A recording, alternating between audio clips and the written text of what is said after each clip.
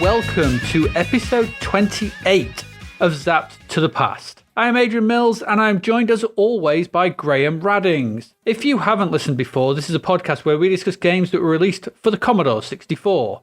Last week, we looked at our first batch of games from issue 14 of Zap 64, which we are in no way affiliated with, and we were spun by Spin Dizzy, perturbed by Pumpkins in Cauldron 2, and frozen in time with Fairlight. In episode 28, which covers June 1986, we're going to be concluding our look at the games from that issue, along with what was going on at the cinema and on TV that month. So Graham, what do we have to look forward to in this episode? In this amazing cheese board of an episode, we stave off death by exhaustion and try and stay alive long enough to enjoy Spellbound, get our gold medal martial arts pants in a twist with international karate, and wince at the bulging blocky buffoonery of Bombjack. We also get our bungee cords in a twist with bounces, feel our inner forest gumps emerging with ping pong before letting the sugary pixel eye candy of Starquake make us want to smash things in a difficulty rage. Now, pass me the cream cheese, AD. This is gonna get messy. Nice. Sounds good. Possibly. Maybe. So let's crack on. It may be. Let's get into it. Let's get into our first game. And our first game is Spellbound. Were you spellbound? I was spellbound. Maybe I am spellbound. Am I still spellbound? Am I singing a Susie and the Banshees song? I don't know. So this is the sequel, isn't it, to Finders Keepers, and probably Master of Magic. Let's not cut to the chase a little bit. I know it's not the same character, but there's some Master of Magic DNA in it. Heavily influenced stuff, yeah. Yeah. It's the same guy in it. It's the Darlings and whatever the guys. So we must play as Magic Knight again from Finders Keepers, and we have to, in this game, rectify the cock-up of is it on a gimbal, the wizard? Yes. Who has transported both of them and a host of other characters to the mystical castle of Cain, not to be confused with Ricardo Montalban. Indeed, that would be really good if it was his castle. He just got there and it was just loads of burly men with their chests out. You are come to my castle, I will stab at thee. From hell's hearts, I stab at thee. Yeah, indeed. So what do we have here? We have another flick screen adventure of finding the object and taking it to the right place, or using it in the right place to solve a puzzle, and so on. That's this game, really, isn't it? Yes. The visuals are decent enough. They're very Spectrum-esque. They're single colour sprites mostly. Soundtrack. I thought the soundtrack was a little unfairly maligned in the Zap review. I think this is a really good Hubbard piece. I agree. Personally. I think it's become one that's been respected and over time. Oh, you think it's you think it's a grower, not a shower? I've got horrific images in my mind right now. Yes, I think over time this one's become something that's been far more respected upon reappraisal than it was at the time. Grower? Yes. I wouldn't want to align it to some kind of penile thing, but yes. I'm going to wash my hands and face now. I'll be back in a moment. Throb Hubbard. That's it. Sorry, cut that out. I'm washing my hands and face and beak. Your man beak. No. Look, there's only so much soap one can take in the eye. That's not soap. And it's not my eye.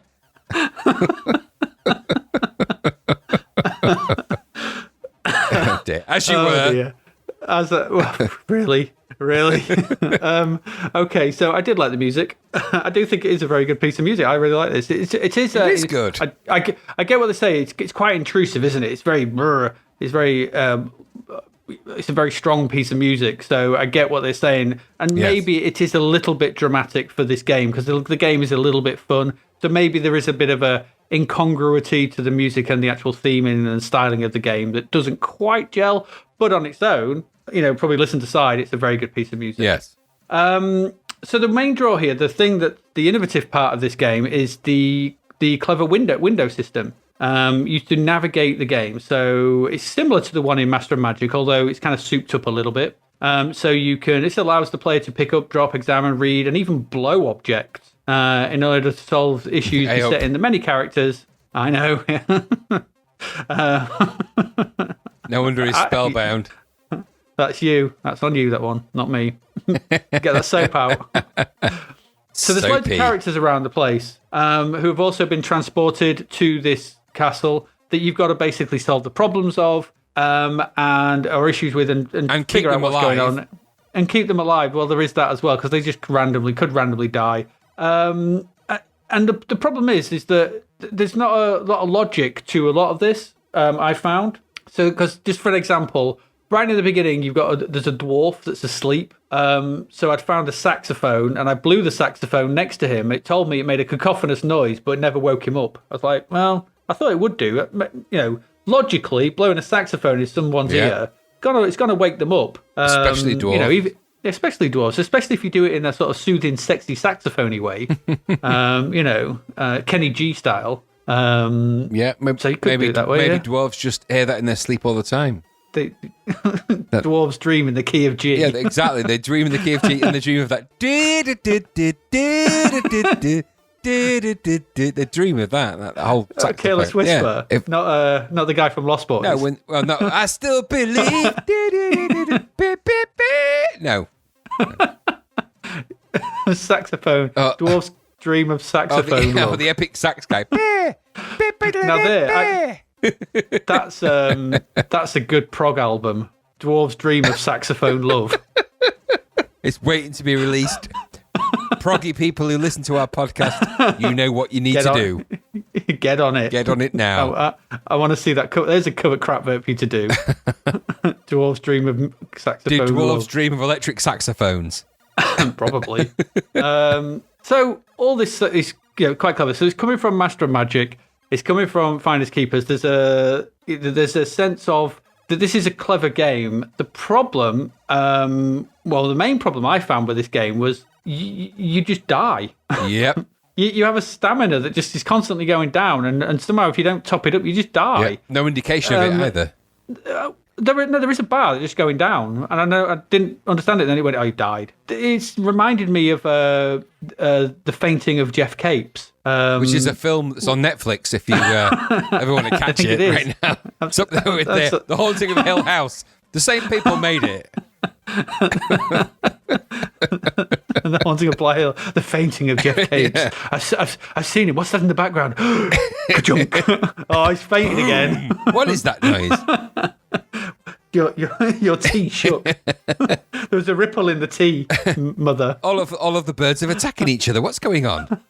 But they're only budgies.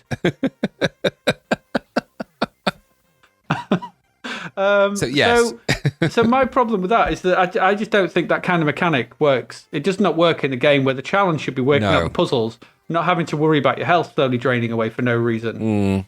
And it kind of, I don't want if I want to play a game like this where a load of objects, trying to figure out, wandering around, trying to piece together the puzzles, trying to figure out which object works through. I don't want to have to worry about my health. Death. Yeah. Yeah, it's not. It doesn't feel like a game that requires that. That just feels like something again stuck in because you've got to have death. Well, it's like yes, that's fine. We'll have things that maybe there's a bit like if you're not carrying the bottle near the beginning and you go into a dark room, death. Instant death. Yeah. It's a bit just too prescribed. It's a bit too harsh and doesn't engage me in wanting to keep playing it. Yeah. Once I died from running out of health, I just turned it off. Yeah. I didn't want to go back to it. It doesn't matter how clever your windowmation system is. It doesn't matter how funny it is or whatever, or the great music. You kill me like that and you just lose me as a player. Yeah, I'm just not interested at that point because I don't think you're valuing my time. I think it's just a bit of a joke. So if you took that out, this would be, I think, a really, really good game. Yeah. But because I think there's a lot to like here, and if you allowed me to explore it at my own pace, because it's fast, it's nippy, the actual windowmation system is very clever. It is. And works really well. But that single mechanic, nope. And I was off. That for me was the nail that drove into the coffin of this game, and that's what I felt. So how about you? No, I have to say I felt the same. There was such the makings of an interesting game here. I like the Magic Knight character. I don't normally like these collecting games, but I had a teleport and a teleport key, and it was obvious that was the way to transfer yourself quickly from one place to another. But the mainstay of the game quickly became undone. I died for no real reason at one point, which was the not having the glowing bottle thing. When I got that, I died then repeatedly for no reason for not doing something in the right time frame. That is frustrating in a game like this because the answer to doing that is really not clear. It's really down to chance just to know that you need to do these things over and over again. So eventually you can overcome that by just chance elements of knowing that to hand the glowing bottle to one of the characters to take it back off them and stuff like that. Eventually you'll figure it out, maybe. But do you know what? By the time you'd figured it out, you'd be bored out of your mind with this. It's such a tragedy, really, because I like the fact there was a lot to explore in here. The music was good. I liked the windymation system. I liked a lot about this game. The graphics were good. They're single sprite, but okay. You were clearly ginormous because you were towering above Thor and stuff like that, but okay, get it. Yeah. So it's not too shabby. And for $2.99, all right, there's a lot of game here, and it's actually not bad for the price. So I think that's what swung it towards its 94% rating in Zapped and a sizzler, because there is a progression of the games that have come before it, and if you can just figure out quickly how to stay alive, then you're going to stay alive and you'll be able to figure out the rest of the puzzles. But you know what? I hate to think how long it might take you to get there because the answer is not obvious. It's not obvious that you need to give the glowing bottle to one of the characters to him to do something, and you got to wake that character up. So you got to find the thing that wakes him up, which is not the saxophone. It's the thing that someone of the other characters says. It's not obvious.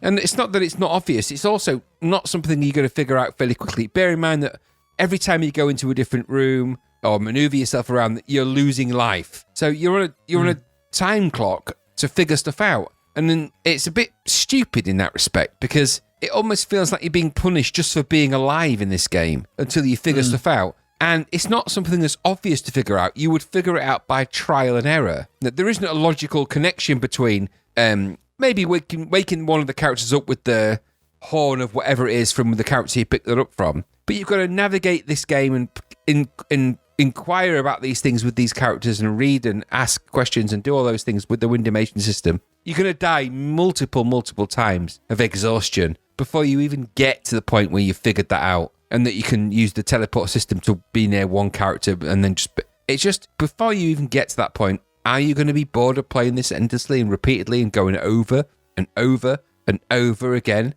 and having the same thing when you first start the game? You've got the advert you don't need. You can pick up the book of instructions you don't need. I think you'd tire of this game quicker than it has more appeal. And that was my worry about it, is that I enjoyed the music and the game and the graphics. And for $2.99, it's a bit of a bargain. But you're going to play this 900 times before you figure that stuff out. Or you're going to wait for Zapped to tell you what to do. So yeah. Or you're going to go back and play Master of Magic, which is better. Yeah, Master of Magic is better than this. There is clear borrowings.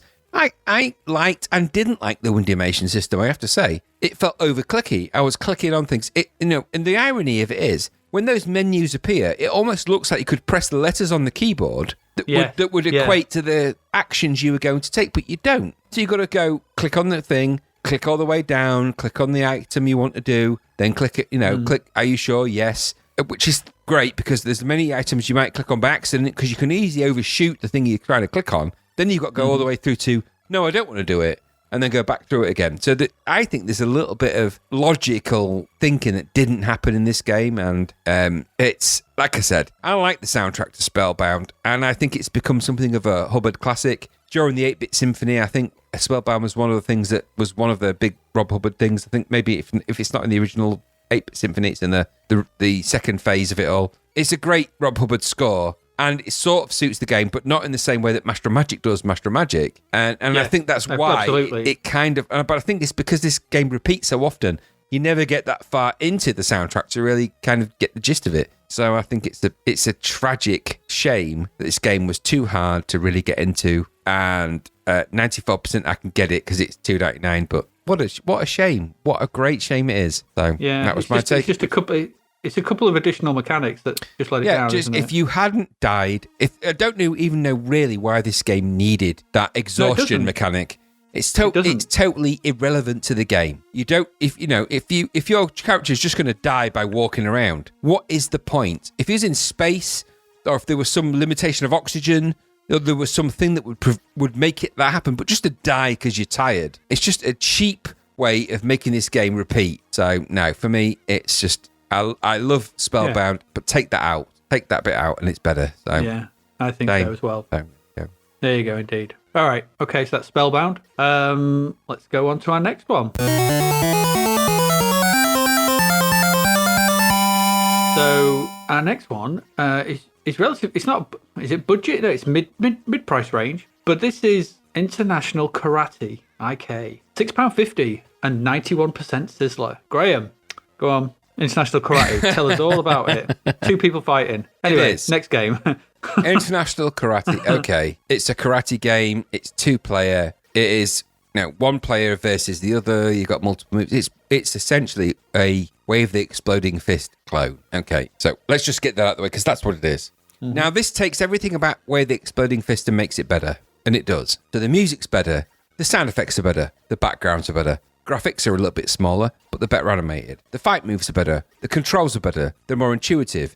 The fight controls that you have when you pull off really good moves, because they do kind of a little, I don't know what you call it when they have a little celebration when you do a really good move. I don't know what you call it when you sort of do a little. You do that sort of handshake, don't you, on your thigh? Yeah, they sort of rub their hand on the thigh, and then I don't know how you even describe that without it sounding weird. But they have little animations to celebrate that they do those things. The in-between game is like he headbutts the tiles, and you got to waggle your joystick to crack the tiles in a kind of a classic karateka, not karateka the game, but karate sort of kung fu move, and not even kung fu. I don't know what that is, but it is essentially a really, really slick, super brilliant fighting game, International Karate, and it has everything going for it. Everything. It is a clone of other games that came before it. Is that a big problem? I don't think so, because I think this does those things better. It's Alistair. What's it? Archer McLean. It's Archer McLean. So it's got a pedigree of programmer behind it. It's got Rob Hubbard in the soundtrack. So it's got a Hubbard soundtrack behind it. A good one as well. A really great version of Merry Christmas to Lawrence, amongst other things. And we reviewed our Wade the Exploding Fist way back in episode 5 of Zapped to the Past. Zapped gave it 93% back then. And if you read the review in this issue of IK, International Karate, all of the reviewers say this is better than International Karate. All of them, they do. They say that in the review. This is so much better. It's an advance. It's much better. And yet, this game scored an overall 91%, and Way the Exploding Fist scored 93%. And therefore, neither of them got a gold medal.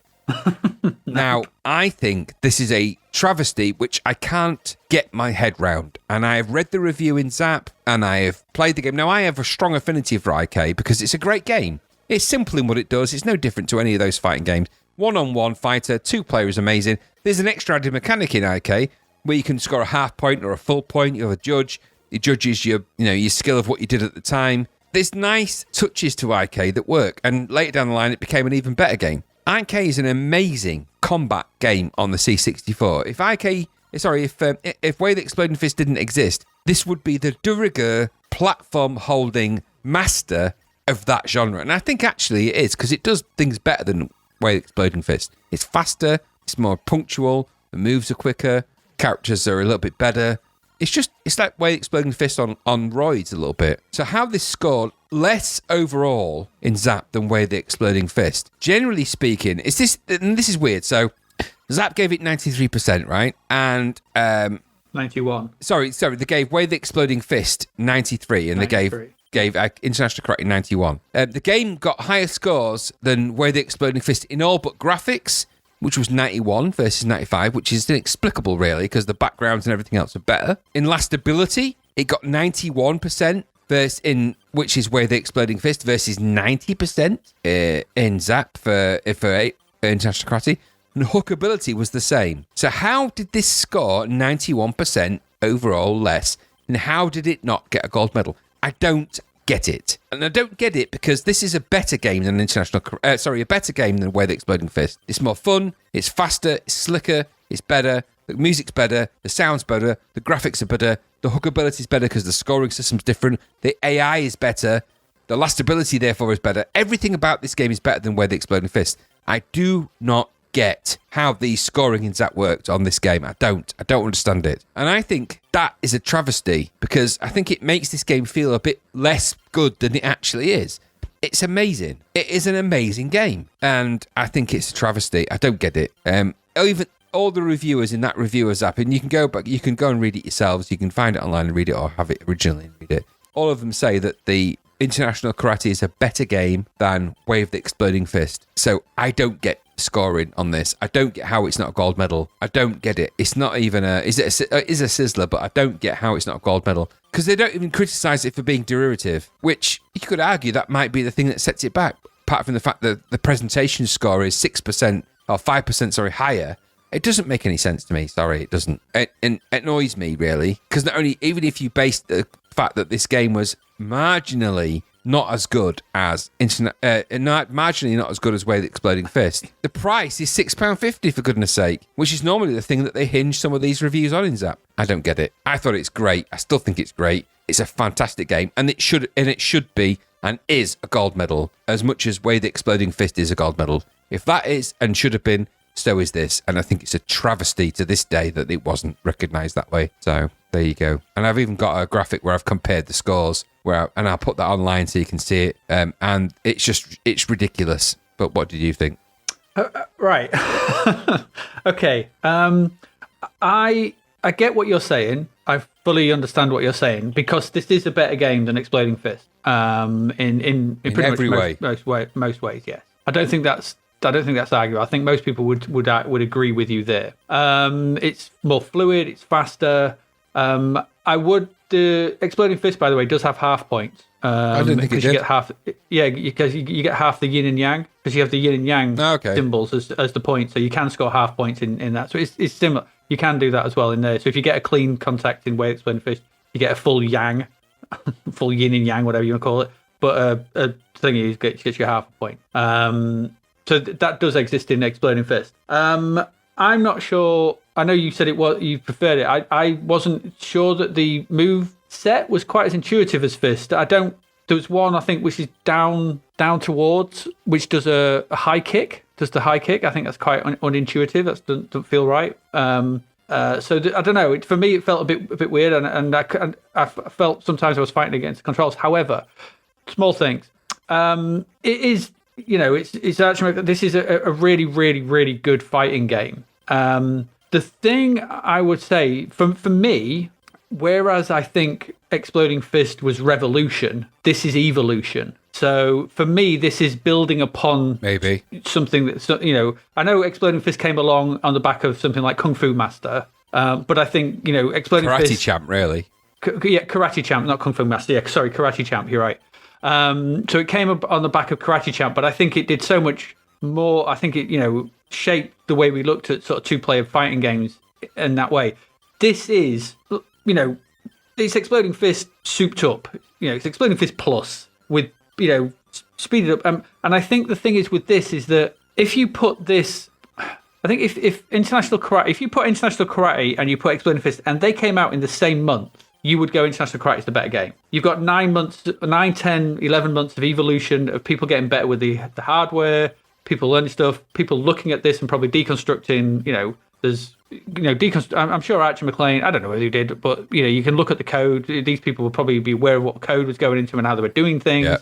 So you're building upon that. So in that respect, I can understand the lower overall score because I think Exploding Fist is the gold medal because of when it comes out. It's mid-1985. We've not had anything else like it. And I think this is a refinement of that, but it's 10 months. When was the Exploding Fist? Issue 5? We looked at it. Episode 5 we looked at. So whatever. What would that have been in issue 3? It was early. It was the Beachhead 2 issue, I think. To issue 4, I think. So issue 4. So we're now in issue 14.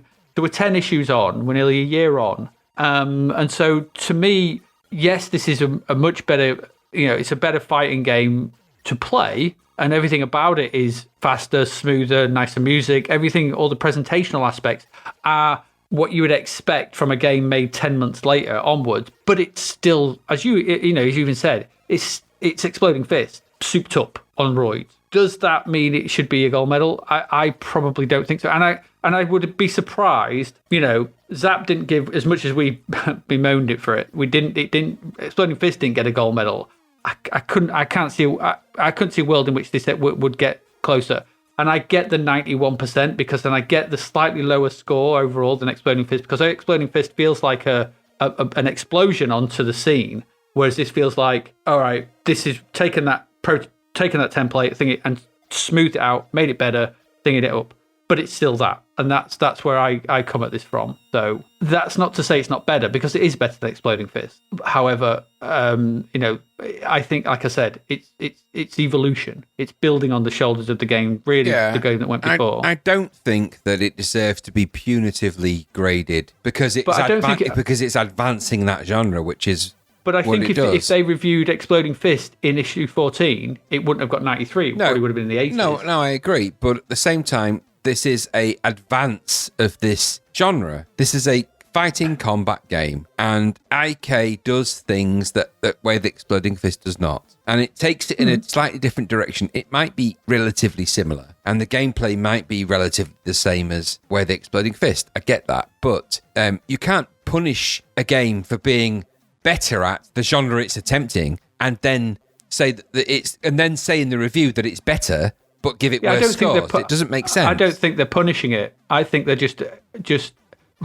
I think that they're looking at it in the context of we're 14 issues in and what is this in right now? And like I said, if Exploding Fist came out at that point, I doubt Exploding Fist would have got as high. But the thing is, it scores higher in presentation, it scores higher in sound, it scores higher in almost everything. It scores higher in value for money, and yet it still scores overall lower than where the Exploding Fist. But maybe this is a problem with actual scores rather than, because if you, like you said, if you read the text, they all say this. Look, it's a better game. Go play it, and it's about, if you want the pinnacle one-on-one fighting game on the Commodore 64 at this point, then this is it. You're not going to get better. That's it. Yeah, and I get that, and I think to myself, okay, if that's the basis of where they were and where they became, that's fine. But our remit for this podcast is that we play these games now and just see if they're as valid as they were then. Yeah. And I think that International Karate is a better game that leads on to better things than Where the Exploding Fist.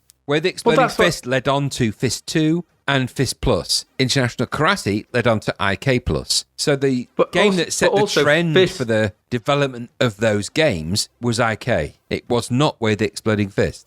Yeah, but IK came from Where the Exploding Fist. Yeah, and you could argue that. I'm not sure that it does. I think there's more of a borrowing to Karate Champ and just redoing it and doing Karate Champ, but doing it faster and better with better music and better sounds than they looked at Where the Exploding Fist and just tried to remake that. Because I think if they'd have done that, you'd have ended up with another version of Where the Exploding Fist. This is not necessarily just that. And IK Plus kind of proved that because they were able to add more dynamics than another player and all those things. I think it's just down to where your affinity is like. Don't get me wrong. Where the Exploding Fist is a very important game across all machines at that time, whether it was BBC Model B or Acorn Electron through to Commodore 64 and beyond. IK, I think, is a important C64 game. And I think the testament to that is that later down the line, of course, it's just massively improved. It's just weird, isn't it? It's weird. Yeah, I mean, I'm not disagreeing with you. I think, this IK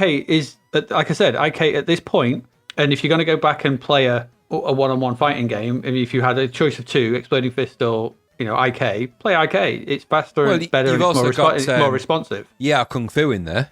You have got Yeah Kung Fu, but don't go play that because the collision detection is crap. Yeah. But I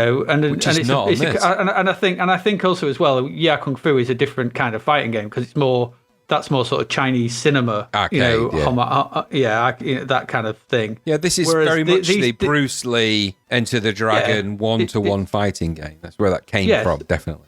Absolutely. So, like you said, it's Karate Champ, Exploding Fist. There's a lineage. I think the thing is, the lineage for me goes Karate Champ, Exploding Fist, IK Plus. I think Fist 2 and Fist Plus or whatever, they're an adjunct. They're off on their own thing.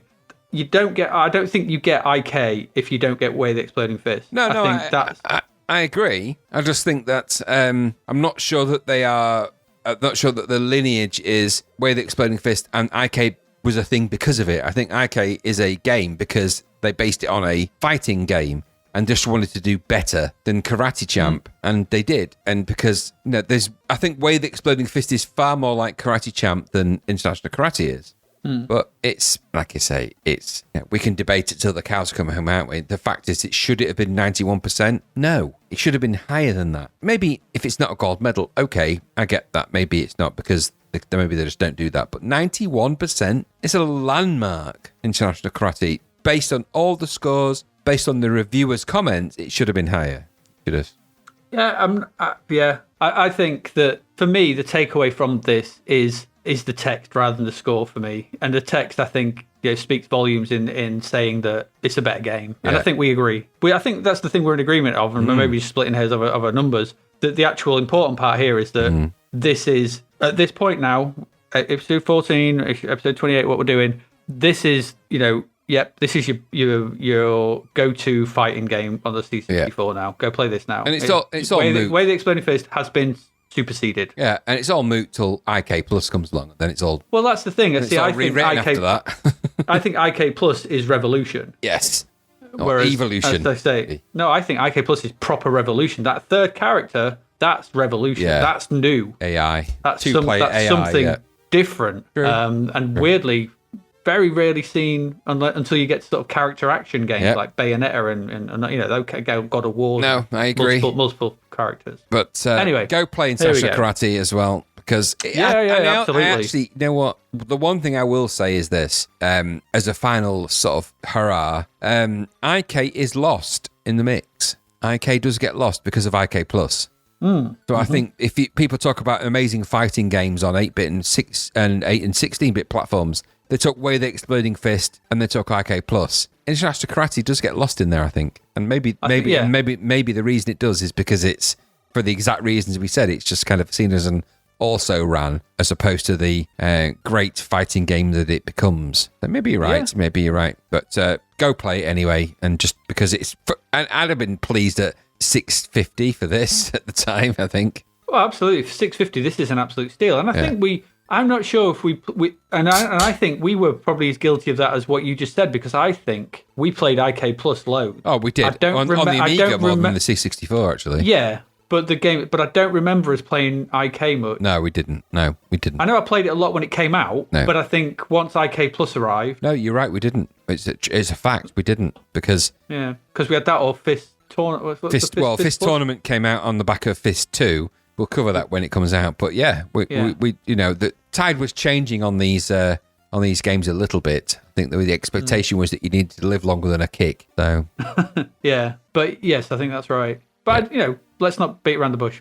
IK is brilliant. Yeah, play it. $6.50 if you was in 1986, go buy it. But there you go. Yeah, it was an absolute steal. All right, there we go. That's IK. It's interesting. Good discussion. I like that. Let's move on.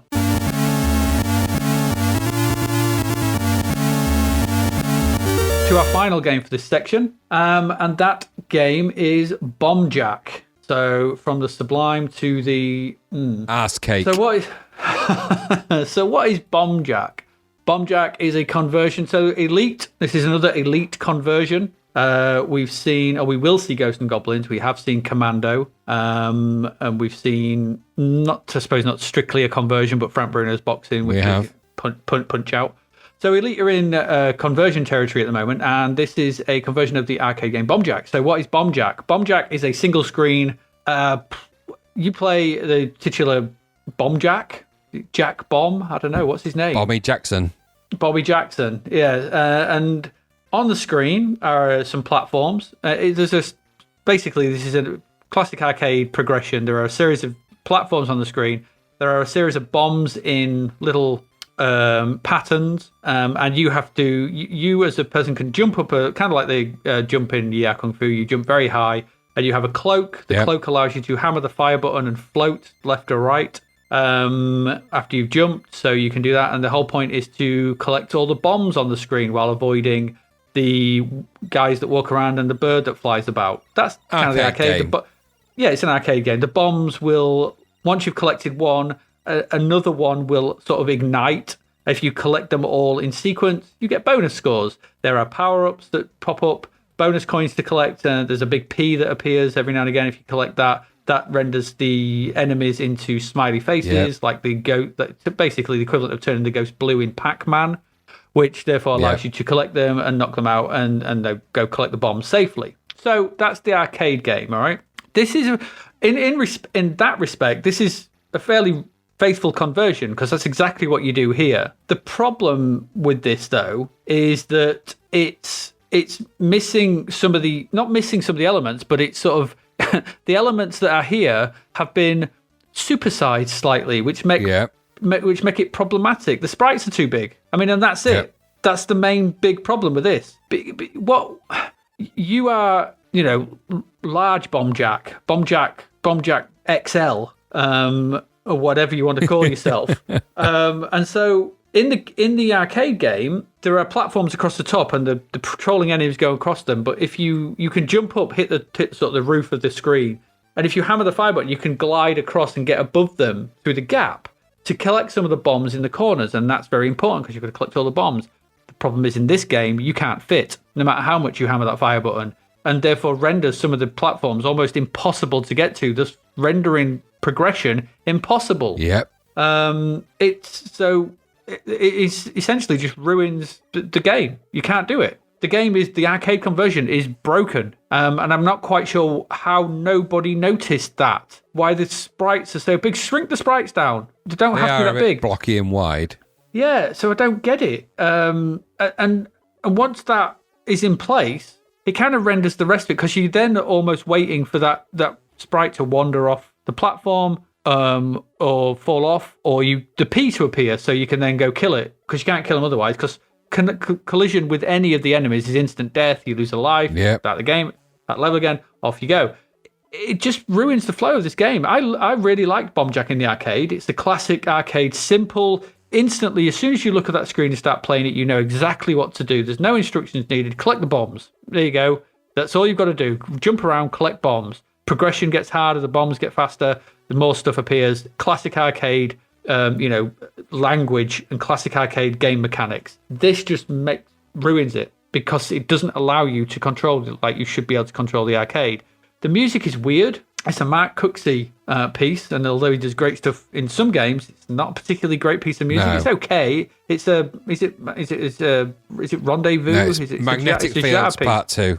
Is it Magnetic Fields? Right. So it's a jar piece, and nothing really gels. It's I put here. It kind of looks like Bombjack if you squint, but the bombs don't ignite. They just flash. It's just not right. It's just too big. This will be better, I believe, when Bombo appears, which is the I think Crowther and Alligator one, Wii Music and those guys. So I think it gets better, but thank God, because it's a shame that the actual official conversion of Bombjack is fundamentally broken. Do you agree? Or yeah, totally. I liked the arcade of this, and I actually got Bombo and this mixed up. So when I loaded this up, I was expecting Bombo, so I was expecting the Bandowley soundtrack, I was expecting the slicks of Bombo. But and it took a while for it to register that this is not Bombo, this is Bombjack. It's the same principle, arcane game logic. Absolutely, yeah. So this was kind of poor. It felt blocky and wide. It was a bit of a poor port from an arcade. It lacked the finish of the arcade, so it wasn't fast enough. It didn't work quick enough. The version of the magnetic fields was a bit rubbish. The gameplay felt bitty. The collision was very awkward, and the responses were off on the controls. The best you could say, it was nearly there, but it was just lacking the finishing and the proper decent tools required to make it into a good game. So it fell short. And the thing is, with these arcade conversions like this, you can't afford to fall short because there's not much to them. So if you don't get the sprites and the jumping around and the logic of the game right, then there's no point. In this game, you have to jump to collect bombs. If you can't reach the point where the bombs are easily, or at least with the relative ease, then the game's going to be switched off within seconds. So I felt this was a game that was just waiting for Bombo, really. And like I said, it took me a while to realise that Bombo was the better version of this. Yeah, Bombo is, yeah. So 47% it got in Zap, which is better than I would have given it. And also 10 quid, it's a full price game. I think. Well, they got to pay for that. They got to pay for that license somehow, weren't they? Yeah, I'd be aggrieved at that. I just felt like the logic of the game was lost in the difficulty to actually get anywhere. Because by the time you'd collected nearly half the bombs on the screen, you'd lost 2 lives already. So you weren't going to get anywhere in this game. Only about luck. There's no judgment. There's no skill. You can't, because the enemy logic was so intense that there was no real way of penetrating it. So it's just a waste of time. So you're right. Bombo comes along and does this whole thing better anyway later down the line. So forget it. Don't waste your time with that. I don't know how you get this wrong. It's like a single screen arcade conversion. Yeah, I agree. I'm not sure. I don't get, because I think partly the sprites, like you say, are too big, but I don't get why you wouldn't just take a bit of time over that. There's not a lot of sprites in the game, so...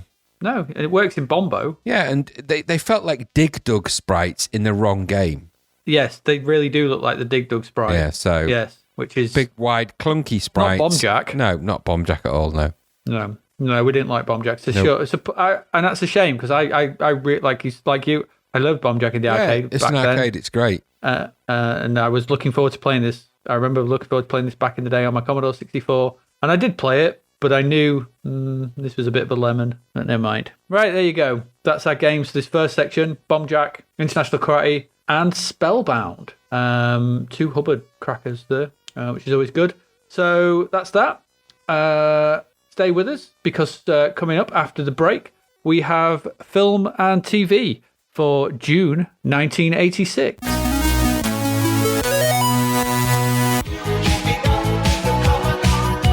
Thanks to our sponsor, DavidHearnWriter.com, where you'll find dirt cheap books and audiobooks via Amazon, Kindle, Audible, and, well, everywhere. Dave's next book, Escape from the Commodore 64, sees someone stuck in their computer. Will our heroine escape, or will she have to take up permanent residency on Targ, with only Graham and the Palyar commander's brother-in-law for company? Tough choice. It's coming soon and will be super cheap to buy. Visit DavidHearnWriter.com, that's David, Hearne, writer.com, to find out more.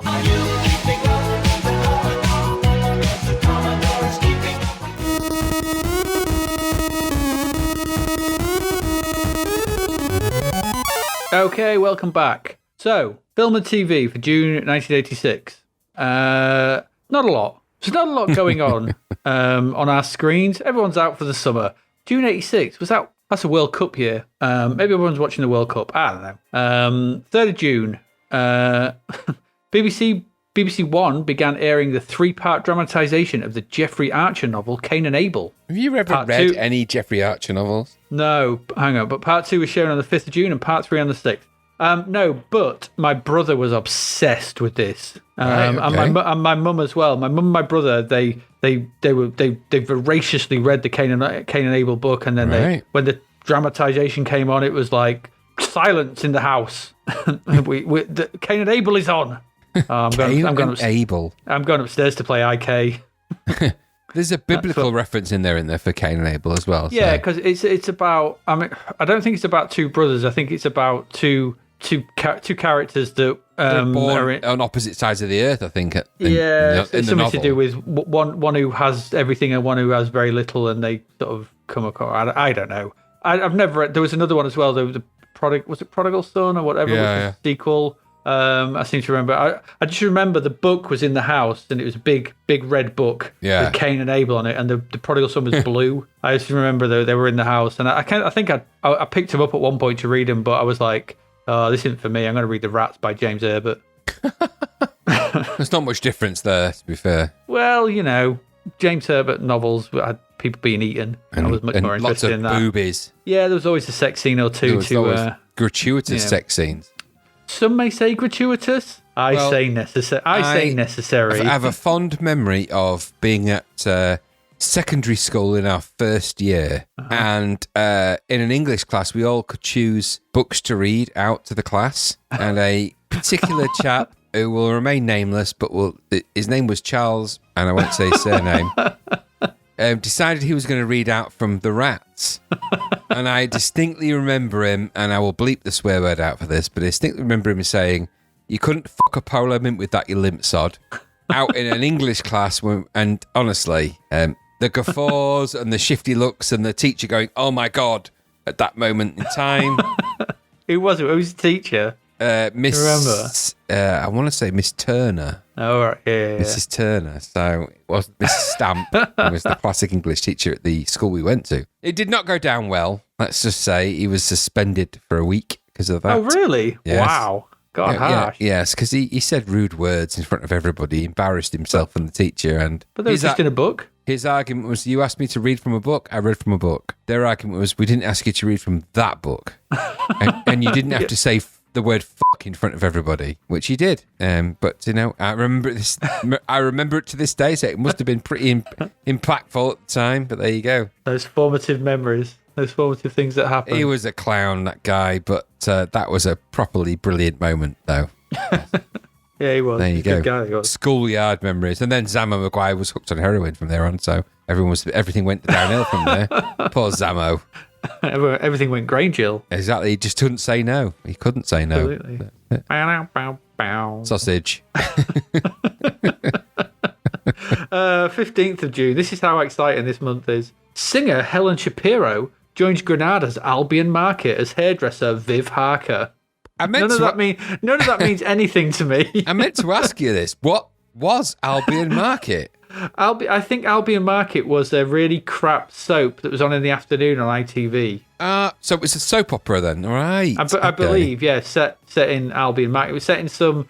I think it was. I don't know whether it was some northern market town or something, and it was. I think it was on in an afternoon. But anyway, Helen Shapiro joined it as hairdresser Viv Harker. Things got exciting, I can tell you that. I'm trying to think. I have no idea. Who or what is a Helen Shapiro? She's a singer. Yeah, I get that. But what did she sing exactly? What was she famous for? You're asking the wrong person.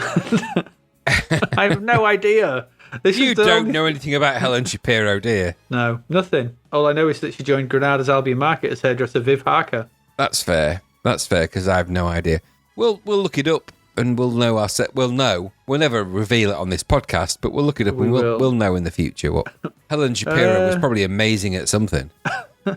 Have you put this in the Rovers Return timeline of doom? Yes.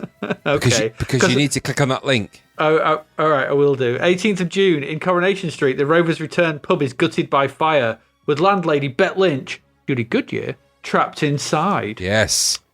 Okay, what's in this link? Fire only occurred twice in the Rovers Return history. 1986, when Bet Lynch was... A faulty electric box starts a fire. Exactly. And in 2013, which I think was deliberate, I think there was a murderous attempt at somebody then. But that's the only two times fire has been the thing in the Rovers Return. Because they say that soaps recycle plot lines, and they do, and characters. So, it's not, it doesn't take Einstein to figure that out, that the plot lines of all soap operas, they go in a cycle. So things recur and reoccur and reoccur and reoccur. Just as they do in real life? Maybe. But if you look at the things that have happened in front of that pub, in the we'll post a link on the website to the Rovers Return, I like to call it the timeline of doom, you'll see that pub is cursed. Yeah. Things happen outside and inside of that pub that should not happen and should not be. People get run over outside of it. People have strokes inside of it. People have fires because of it. Someone's given birth in it. Someone's given birth, and that birth was probably a twin. The twin murdered the other twin.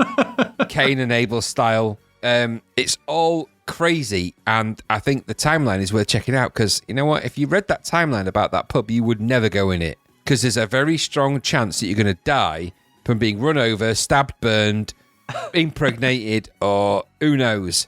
But isn't it crazy that it's all happened in that little tiny little pub? And we've got a local village pub, and I can tell you none of those things have happened here so far. Has anybody ever stormed into your local with a shotgun and held the residents hostage? Not yet, but I'm thinking about doing it next week. So, just for a goof.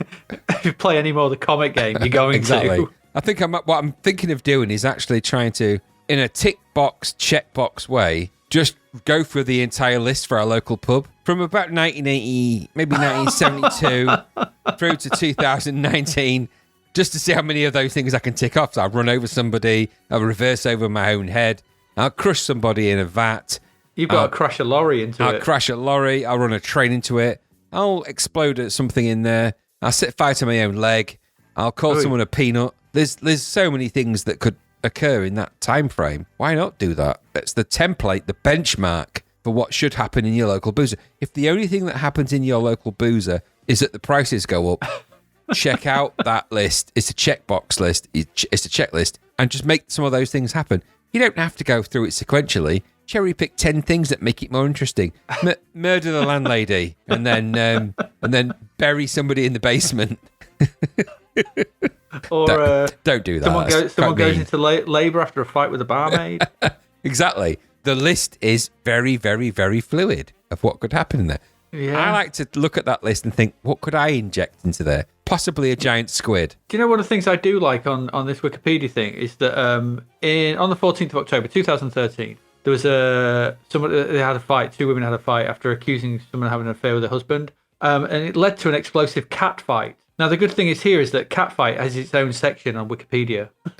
Excellent. But an explosive catfight is where they've attached sticks of dynamite to actual cats.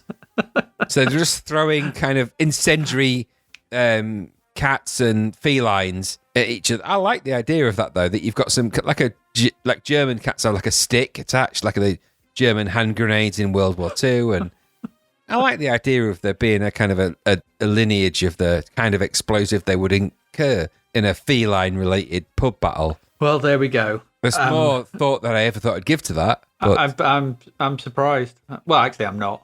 But perfectly honest, I've known you for far too long that once you fixate on something. The thing is, we've totally elided the fact that Bet Lynch was trapped. She was trapped. She got out though. And don't forget, her hair is going to go up like a bloody Roman candle. She did have the beehive hair, didn't she? That's going to have a lot of lacquer on it. Exactly. So, even someone thinks of lighting a cigarette near her, it goes up. Exactly. That's not going to be good. If her hair was a beehive, therefore it must be beeswax. That is a Roman candle waiting to happen, isn't it? It's a firework. I don't think that's how it works. It's a firework display in a hairdo. Beehives are not kept up with beeswax. Well, it probably who knows what maintained that rigidity. I like to think that it was probably something less flammable. Because we're worth it. Exactly. But you know what? It's flammable regardless. Beeswax is very flammable. I don't know, is it? Probably not.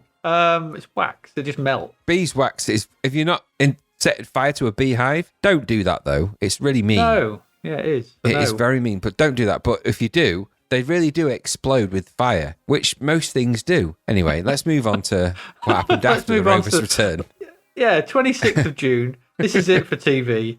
Britain's most popular long-running science fiction series, Doctor Who, begins its very first screening in the Bahamas on ZNS TV. Okay, so ZNS TV still going now. That's still going. I hope so. I don't know which Doctor they began with. I'm hoping it was a good one. Well, it could be Colin, or I suppose Colin Baker around that time, isn't it? Yeah, it is, which is awful. It's not going to be Tom Baker, who was the good one. It's not going to be Peter Davison, who was a crappy, and it's not going to be Colin Baker, who was super crappy. Peter Davison. Yeah, it might be the fifth Doctor. Yeah, it might be. And he had Adric. There's one good episode where he fights the Cybermen, where Adric gets killed. It's all very sad. Old pig-nosed Adric. But he actually fights the Master. He's the only one that fights the Master properly, actually, and loses. So there you go. What's properly? Like when the Master was kind of properly evil and did cool evil stuff, and he forces the Doctor to die, essentially, and change into the next Doctor. That's the Master that forces that to happen in that episode, really. So there you go. There you go. Yeah, he's a master. He is the master.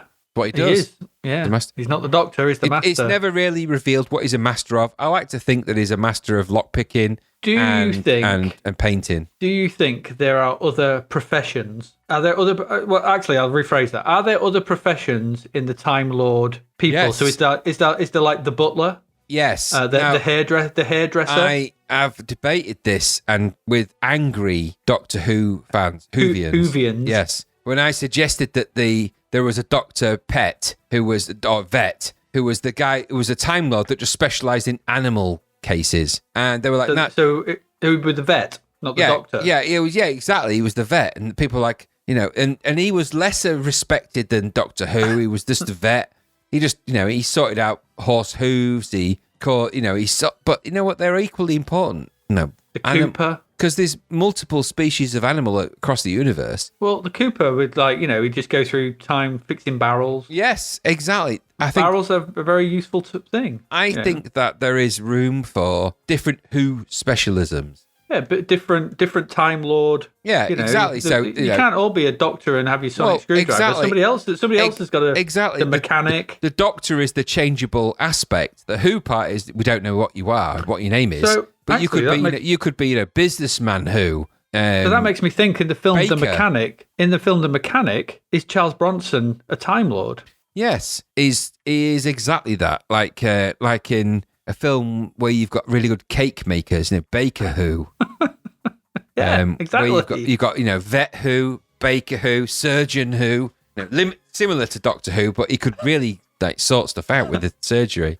Cooper Who. Likewise, there'd be really crappy ones, just like people that didn't have a really great skill, like Shoemaker Who, or Lace Man, Rope Maker, Candle Maker Who was never going to be a successful Time Lord. He just wasn't. It was just Jam Maker Who, Jammer, Jammer Who, Jamu. Jamu. Sounds like a killer whale. Or a panda. It's like a knockoff SeaWorld. Oh, we're called Ocean World. We don't have Shamu. We have Jamu. Jamu. There he is. Check out Jamu. The only time-travelling whale we've got. Yeah, exactly. You've seen him in Star Trek 4, of course. Absolutely. He was in the film Free Billy. I like the idea that your specialism is attached to your ability to be a Who. That's quite a novel take on the whole Doctor Who thing. Because I think it's probably... Because there was a lot of Time Lords. They can't all just be Who's. You have to designate what they do. Dentist Who? It'd be quite cool. What, so like Baker what? Yeah, I don't know, but just a time-travelling dentist would be quite interesting. Just have different questions. Yeah, well, they just have different different abilities. question words. Doctor, dentist, baker, candle maker, vet. Butler Ware. Yeah, exactly. Fashionista, shoe designer. In modern parlance, of course, you'd have influencer. There's some guy that just tweeted the stuff he did. He's on Snapchat and Instagram. He doesn't do a lot, really. He's just on there, just being kind of popular. He sells products for big brands. Amazon Who is kind of a popular guy. Jeff Bezos. Yeah. Bezos Who. Musk Who. Yeah, Elon Musk Who. Elon Musk Who.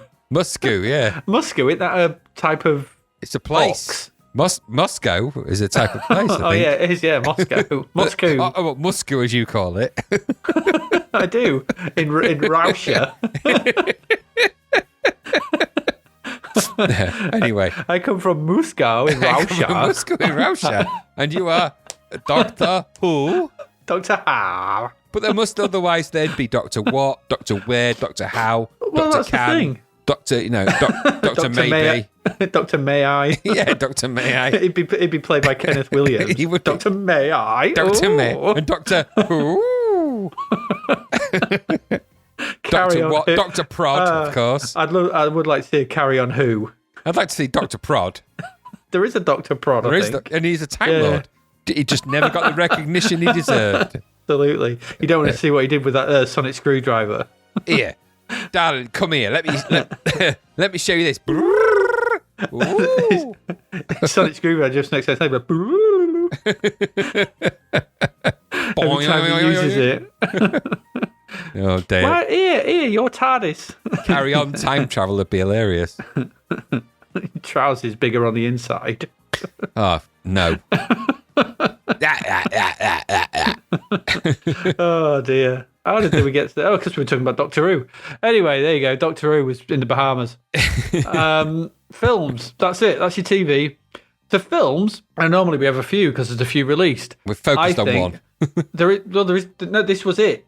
There was no other films released according to the site I use. You had one film release, and I think everyone just went, "Oh, I'm not releasing after this." So the film that was released on the 5th of June is the classic horror film From Beyond. Aye. So, and that was it. There was no other films released that month. I can only assume that people were in some kind of like shock. That trailer for From Beyond did the rounds at that time. Let me tell you, even this short version of the "I'm going to kiss you" From Beyond. I even now I remember it because it was on TV all the time. It was. Did you watch the film? I did. I went back and I watched the full film. I laughed my ass off. It was hilarious, but I watched the full film. Yes, I went a step further and I read the because I hadn't read, so I read the Lovecraft short story. Okay, it's only 8 pages long. That makes sense when I think about the film. But it's quite similar because the names, all the names are taken from the short story, but the film itself and it takes the short story clearly influences that the film in many ways. What it doesn't have Ken Free in his pants in the short story. He is in his pants. He attacks in his pants. That sequence with Ken Free in his pants is one of the most disturbing things I've seen. It's really random as well. He doesn't need to adjust his pants on for that. Just when he tackles him down the stairs, it's like free bulge. Weird. It's very weird. It's a very for those who don't know, From Beyond it's obviously an adaptation of a Lovecraft story, a short story, where basically these two scientists, they build this machine which they call the resonator, which allows for the enhancement of the pineal gland, which allows them to see things that beyond from beyond. Yeah. And the clever thing about the short stories is that the notion that in the short story it's a lot more there. It's that it's like these jellyfish, these weird things in this. They exist all around us, moving through us at all times. We just don't have the ability to discern them, to see them. They're in a different kind of dimension. And this resonator and the stimulation of the pineal gland allows us to see them. The problem is that when you become aware of them, they become aware of you.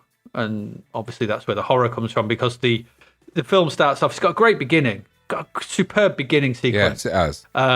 With the whole axe and the pet, with just that headless body, and then some great lines in it. Humans are such easy prey, and all that. It's just great, and it's Lovecraftian, and it's weird, and it's Stuart Gordon, isn't it? Yeah. And Reanimator is also. I didn't know Reanimator was also a Lovecraft story as well. Right. Okay. So this double bill of sort of Lovecraft weirdness from Stuart Gordon in the 80s, and I can only presume that everyone else just watched From Beyond and went, "We're not releasing anything this month. We can't." How do you follow that? Because it is so different to. There's some really good. some hokey special effects, but some good effects in it as well. Some really great practical effects in this. Although it did make me laugh when he comes out the big worm's mouth and he's got no hair. Oh no, bloody stupid! It's just good. Or when Ken Free gets his hair off. When Ken Free gets flied. Yeah, no, it's gross as well. He gets eaten by the bugs. Yeah, and he's just like his head's all right, but his body's just all muscle and bone. It's all bone. It's all gone. So From Beyond was the only film, and I took this opportunity to go have a bit of a rewatch, and I did enjoy it. It's a fun film, but that's it. That is literally it. So there's nothing else to talk about TV and video for the month of June '86. So Cain and Abel, Helen Shapiro, Bette Lynch, and Doctor Who, and Lovecraft. I enjoyed From Beyond. I mean, I'm not going to lie. I enjoyed the rewatching of it. I really liked it. Barbara Crampton, of course. Can't argue with Barbara Crampton. You can't, and the sequence with the elongating fingers is all kinds of creepily horrible. It's all good, and she does get a bit. she gets a bit of a giddy on, doesn't she? Because and for reasons that are explained, not the pineal gland is excited in people in different ways. So in one guy, it grows a head penis, and in her case, she gets all kinky and. Because Dr. Pretorius has a almost, I think, there's a little homage to Videodrome in there a bit on that instance. But they find videos of him, whip me, beat me, treat me like an egg kind of thing, and she gets hypnotized by the Pretorius, the resonator in it. When her pineal gland gets excited, she starts to just take her clothes off and wear kinky shit. Yeah, I'm not complaining. Very much into she's very much into a BDSM, doesn't she? Yeah, she's a very interesting character. And she is the only character that survives. And the final shot of her is where she goes into hysterics. There's a really interesting whole dynamic in film theory and film studies and film theory about women in hysterics, of which this film lends its canon. If you're interested in that kind of thing and you listen to this and you think, what is he talking about? Just look up film hysterics and the female hysteric and hysterical laughter in films and women, and you'll find From Beyond sits in amongst many other films. Quite an interesting topic. Crazy film, though. Really crazy. Really crazy. I think but the short. whole thing, it is quite short. Yeah, it's just, it doesn't overstay its welcome. I think that's the thing with most Lovecraft is all about we shouldn't see these things, that we shouldn't see the elder gods, the thing from beyond. We shouldn't see them, and the human brain is simply not equipped to deal with them. And the thing I will say is, that's what this is. Yeah, and I think I will say about this is that it does fulfill that. Yeah. There is a really good element to this film about that kind of Lovecraftian. I mean, I don't know a lot about H.P. Lovecraft stuff. I know it's based on this, and I know that there's other things that are the monsters and the look and feel and all of those things. But this film is actually, like you say, it's not only is it a composite part of all these ideas which come together quite nicely, and it's of its time, so some of these special effects are a bit ropey, but it doesn't matter. But if you get past all of that, it's actually a really good film. And I'll tell you what it is. It's punctual direction of a film, which is something you don't get nowadays. So this film's made to, 90 minutes, maybe even less? Yeah, something like that. Yeah. Most films nowadays horror films are 2 hours, 2.5 hours. It's too long. I was celebrating when Quiet Place Part 2 was at running time of about 140 minutes, because that's as much time as you want a horror movie to be. 140? Or an hour 40? Sorry, an hour 40. Well, so I'll say that's 2 hours 20. Yeah, so it's an hour 40, and like this one's less than an hour 30. Horror movies of this type should be that, because they can be too long, and if they're too long, unless you've got really good premise that can stretch it that far, it gets dull and boring and uninterested. This never did. It's old and it's crazy, and Dr. Pretorius' character is amazing in it, and it's like sample heaven in that film. It's like, honestly, true. You could just hit the get my Akai sampler and hit the sample button repeatedly. But it is a great film for that, and just Jeffrey Combs is also a really good watch in this. He's not as ever good in most things again as he is in this. He plays this character in every film he's in, including in later films. But there you go, there it is. Go and watch it. Just go watch it. And there's lots of eye eating. Those bits are gross, I think, where he sucks people's eyes and brains out. I think that's actually quite gross. Yeah, can't argue with a bit of eye eating. No, gross. Yeah. So there you go. That's your film and TV. So stay with us, because that's that. We'll be back briefly with our last set of games and a special segment to end this episode on. So we'll be back soon.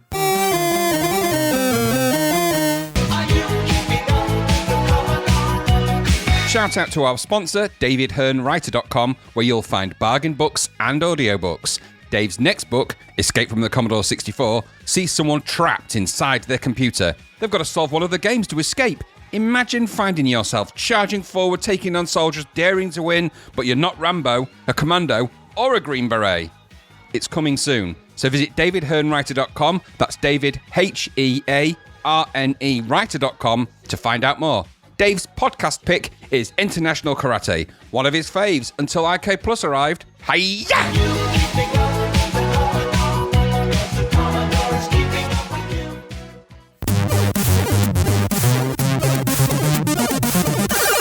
All right, welcome back. So we move into our last set of games for this month, and we've got 3 more in this section to come up. Our first one is from Beyond. From Beyond. How ironic. This is Bouncers, or Bounces. Sorry, not Bouncers. Bounces. Bounces. Yeah, it's Bounces. So Graham, tell us about Bounces. It's a weird thing, isn't it? This. It's a futuristic game, sports game, and in this perfect futuristic world, they play out all of their angst in this game, this bounces game, and in the bounces arena. Your games are comprised of 3 minutes and 90 seconds each way. So play one plays for 9 minutes, play two. It's a two-player game. And you can score by either throwing the ball into the goals, which are directly above your opponent, I believe, or you can also bash your opponent essentially with you can just bash them. So you can play one player, two player, and it can be compute controlled if it's the other player. And the person that wins is one that gets the most points by the process of scoring goals or hammering your other opponent. So you can catch the ball as it flies around.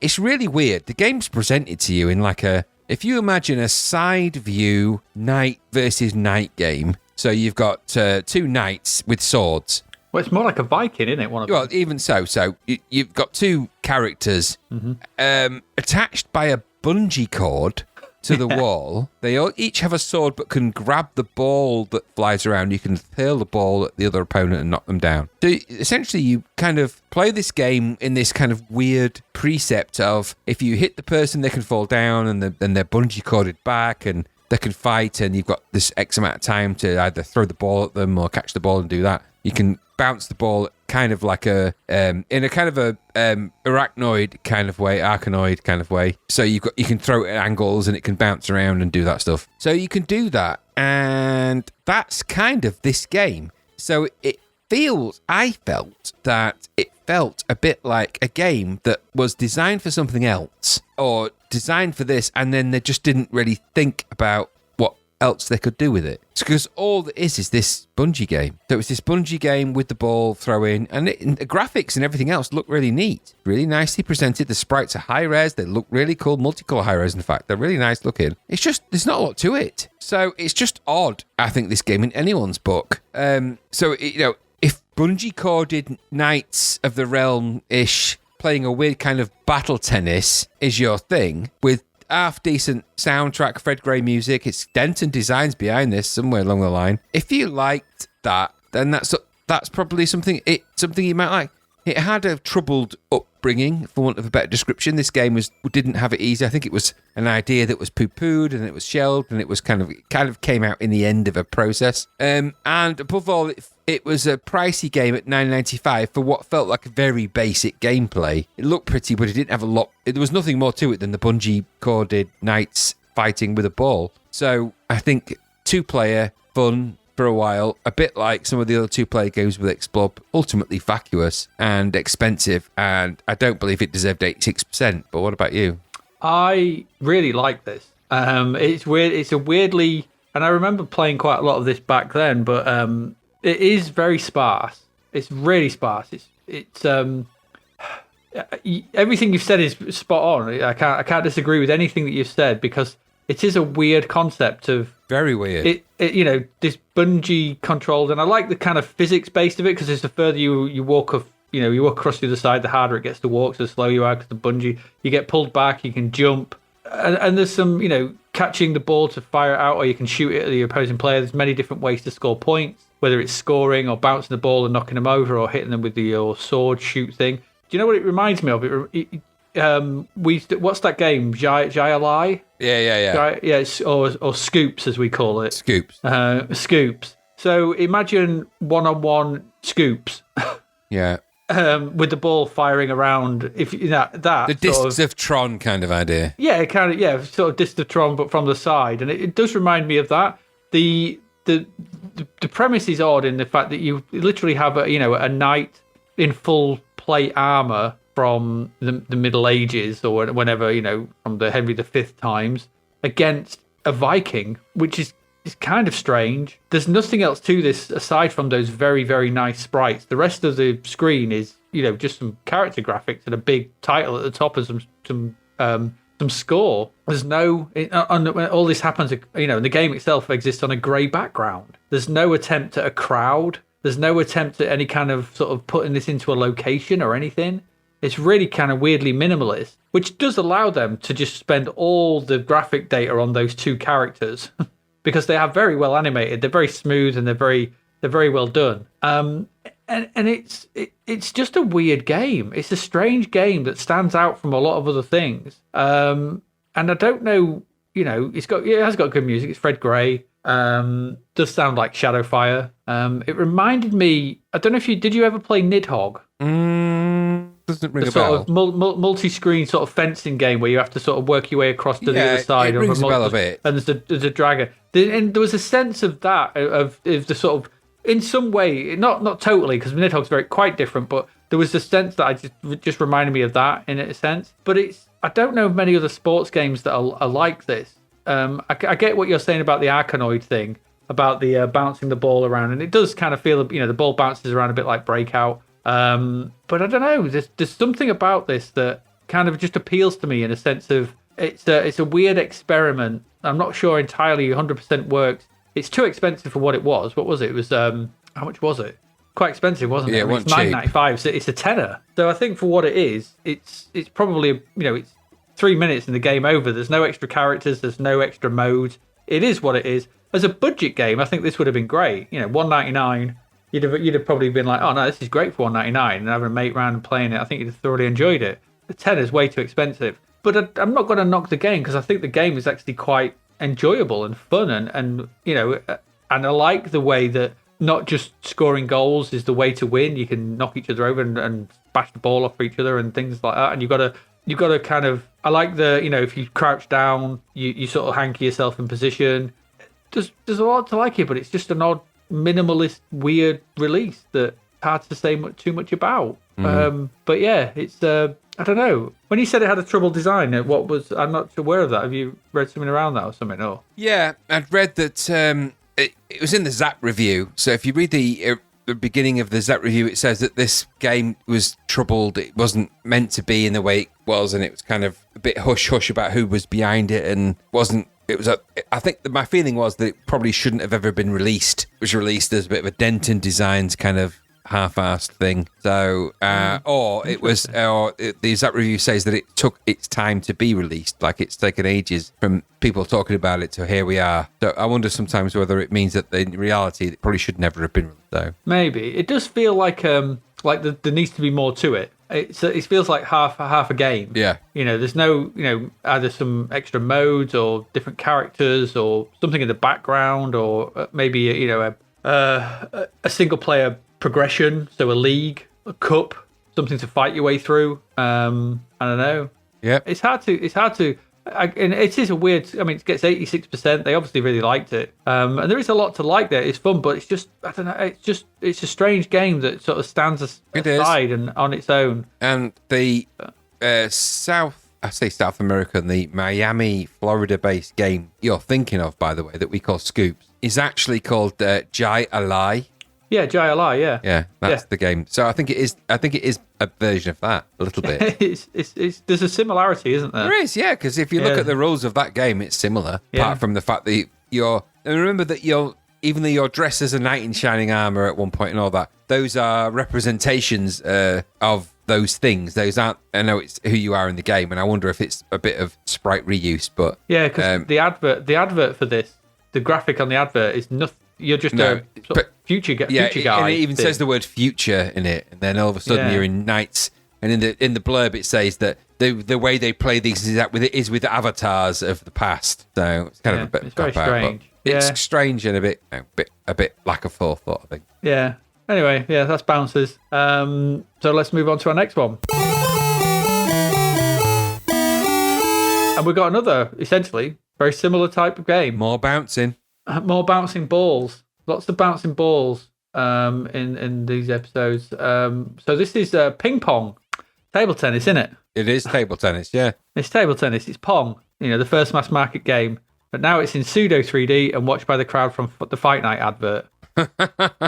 Yeah, surprised faces of, ooh. Yeah, but I thought some of them looked like Mario with massive sideburns. They did. So what can you say about this? It's a conversion, so it's table tennis. It's a pretty faithful conversion of the Konami arcade original. Yep. So you see, similar to, what was that tennis game? On-court tennis? On-court tennis, yeah. Yeah, so similar in view to on-court tennis. You see from behind and you don't actually see any players. All you see is a floating hand and a bat. So there's a floating hand and a bat at either end of a table tennis table. You see from behind your player, the computer or the other players at the other end. you serve, you can smash, you can lob it, you can cut it, slice it, whatever, with pulling left, right, up or down as you go to hit it. The ball physics are quite good, I thought. Yeah. The way they bounce around, and I thought they were quite nice. I would have liked to have, I thought considering this is it's an Imagine game, so it's an Imagine port. Considering what we've had with things like Hypersports, Comic Bakery, strange not to see decent music and sound effects. Yeah. I'm wondering if Galway was on holiday. Yeah. But it's just ping pong, and it's just it's a very accurate. I went and looked at the original arcade version. It's a very accurate conversion of that. But that's it. That's it. There's just first to 11 ping pong. Yeah. That's it. Yeah. I don't know what else there is to say. You got anything else? Nah. Giant squid. I felt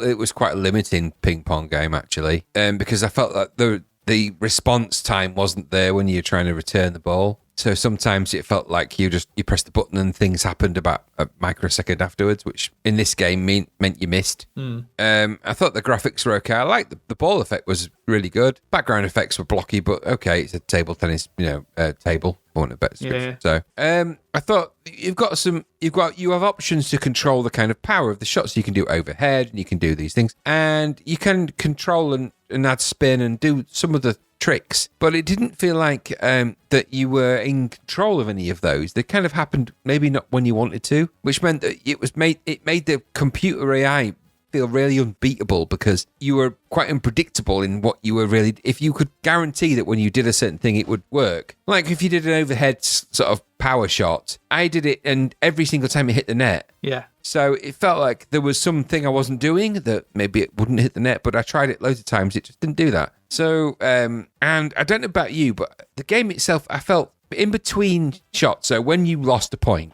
there was a really strange delay, like an overlong delay between just getting the ball back and just playing ping pong. So it was like the ball bounced for quite a while. Yeah, the ball would bounce and then there'd be a little bit of, faffing about and then you'd get the ball back and serve. That needed to be quicker because it felt like it was dragging. Yeah. And in a game like table tennis, which is, fast, it's a fast game, it felt like it just dragged unnecessarily between serves, which meant that it felt a bit laborious. And so, you got that kind of celebration from the crowd, mostly the enemy, the AI, because I could never win.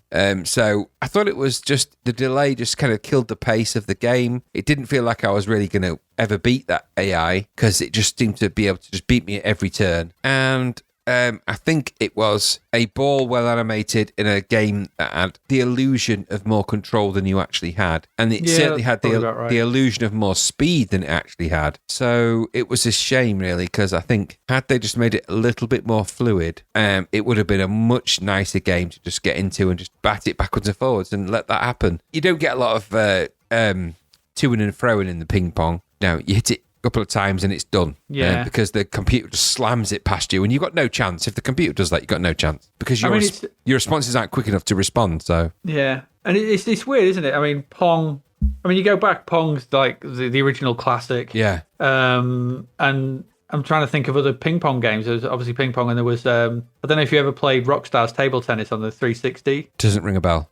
Again, I think ping pong is just one of those games you can't really soup up because it's just too small. Tennis games allow themselves a bit better because there's more space, there's more going on. But ping pong just feels too tiny. It's like a tiny table. Yeah. Smash, tang, bang, done. And I think too fast for a real computer game to be able to, because if the computer slams the ball with a fast shot, you've got no chance of responding in the time you've got with the joystick. It's just impossible. It doesn't happen because it's not possible because it's so fast. With tennis, it's slightly slower, isn't it? So yeah, I mean, there's a longer delay between one end of the court and the other, but table tennis is so fast. It's almost over before it started. I would challenge Forrest Gump to play this game and be able to get very far in it. And he was great at table tennis, wasn't he? Gump Pong. He was great at it though, so I don't think I don't think he'd be very good at this though. No, probably not. No. Anyway, yeah, there you go. It is, but it looks like the original. If you wanted a conversion of that original arcade game on the 264, it's a very good, impressive conversion. And like I said, with nice ball physics, but just Pong, innit? just Pong. But it's just a bit too, and I think you're right. That's a good observation. I think it is just a bit too slow. Too slow. It's just a bit too slow. What you want to do, it's fine having that bouncing ball, but allow me to press fire button to get straight into the next. You want more ping and point. less Pong. Yeah. Quite simple. Put that on the box. More ping, less Pong. Let's More go. More ping, less Pong. There we go. So let's ping off for that one and Pong into our next one. Or Pong off that one, ping into the next one. Right. So our last proper game, or not proper game, but the last game we're going to look at in this section is Starquake. This is another sizzler, another high scorer, 93%. Graham, Starquake. Starquake all about? An arcade action adventure game set in space. You've got to collect parts of a nuclear reactor, and build them back together before it collapses, resulting in a big explosion, which would destroy everything. So I think this game is pretty. It's a pretty looking game. It has elements of a Spectrum-y kind of look. I think, am I right in thinking it's the same people that were behind Wizard's Lair? Possibly. Let me just check. I probably am wrong about that, but the graphics kind of have that kind of high-res look, so they look nice. So you play a particular character called a blob, I think, in this, which is a biological operated being. Blob. That acronym thing, by the way, about these things, I think that's an Asimov thing. I think he invented that idea of having robots and things named after acronyms. Well, it was originally created by Stephen Crow. Okay, that's it. And he was a robot because he was the chaos robot of wonder. Well, he actually did Firelord. Okay, well, Firelord. Okay, Firelord's good. Pretty good. It was, but this is a conversion by Nick Strange. So I think Stephen Crow created it probably on the Spectrum. Right. It was converted by Nick Strange, who had a penchant for doing ball games from above. He did Hustler, Minnesota Fats Pool Challenge, Kickoff, which was a table foosball game, and then something called the Fifth Quadrant, which looks weird. So you have to you crash land on the planet's surface in this game, and you've got to navigate the local crazies, the aliens, and everything else, and they attack you, and you've got to navigate way around, pick up things. You've played this before because it's basically Nodes of Yesod or Ark of Yesod, or depends which colour glasses you've got on that day. So there's hints of those games in there. It's a pretty arcade adventure, and it runs at a fair pace. It's nice, but it is really, really hard and really difficult to get around without dying a lot. And again, this feels a bit like a nod to the Ultimate games that never were. So this feels like it's an Ultimate game. If you looked at this, if you put a screen grab of this next to Attic Attack and other Ultimate games, you would be hard-pressed to decide whether it was an Ultimate game or not, because it looks like one. So it has all of those amazing graphic qualities and all of that crazy difficulty. I liked it. I liked the game. I got into it. I was zooming about. There's lots of crazy logic in it about the physics in the game and everything else, but I was able to navigate my way around as a blob, do my thing, and I thought it was quite nice. I just felt that I never felt like I was getting anywhere. Like I didn't when I played the Wizard's Lair. No, blah, blah, blah, blah, blah, blah, blah, blah, you have made it through 10% of the Wizard's Lair. Okay, I'll have another go. Blah, blah, blah, blah, blah, blah, blah, blah, blah, blah, blah, blah. You have made it through 11% of the Wizard's Lair. It's all arbitrary, and that's how it felt with this game. Amazing to look at, very pretty, but arbitrary. I'm not sure how far I got, what I was really doing, and how far I got into that. And that seemed like a great shame because I felt that there was a lot to it. So it got a sizzler at 93%. It was higher rated than International Karate. What did you think of Starquake? Because I liked it, but I just thought it was really hard. I think I'm probably along the same lines of you. I mean, I've just written Ark of Nodes of Wizard's Lair of Starquake. Yeah. Completely. It's a very, very pretty, I put that, very pretty explorathon since you're playing Blob, having to fend off some Starquake by finding objects across loads of screens. You know the drill by now. It's somewhere in between Nodes for its style and type of gameplay and Wizard's Lair with its speed and high-res multicolour look. Pretty good as far as these go, and a nice conversion of the Spec original, but it is very Spectrum feel. You like these, you'll love this. Yeah. There's, it has a market, yeah. Absolutely. It's a very good one of those. And that's, we see very bad, we see lots of very bad one of these. Yeah. But this is a very good one of those. And there's some nice touches to it. I like the teleporters, allowing you to move. When you find the code, you can teleport, and you got to type in the code or the location to go to the next one or wherever it is. There's the little sort of floating clouds, which kind of change the way it controls and allows you to fly around, but you've got to sort of plant them and get off them to collect stuff. There's stuff to sort of keep an eye on.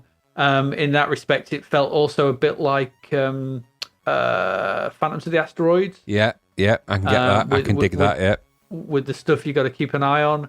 But although that's scrolled around, but and it's a very pretty, and it is very pretty. I think the graphics are lovely, and it moves at a click. It's not slow paced as some of these games are. But again, it suffers from that.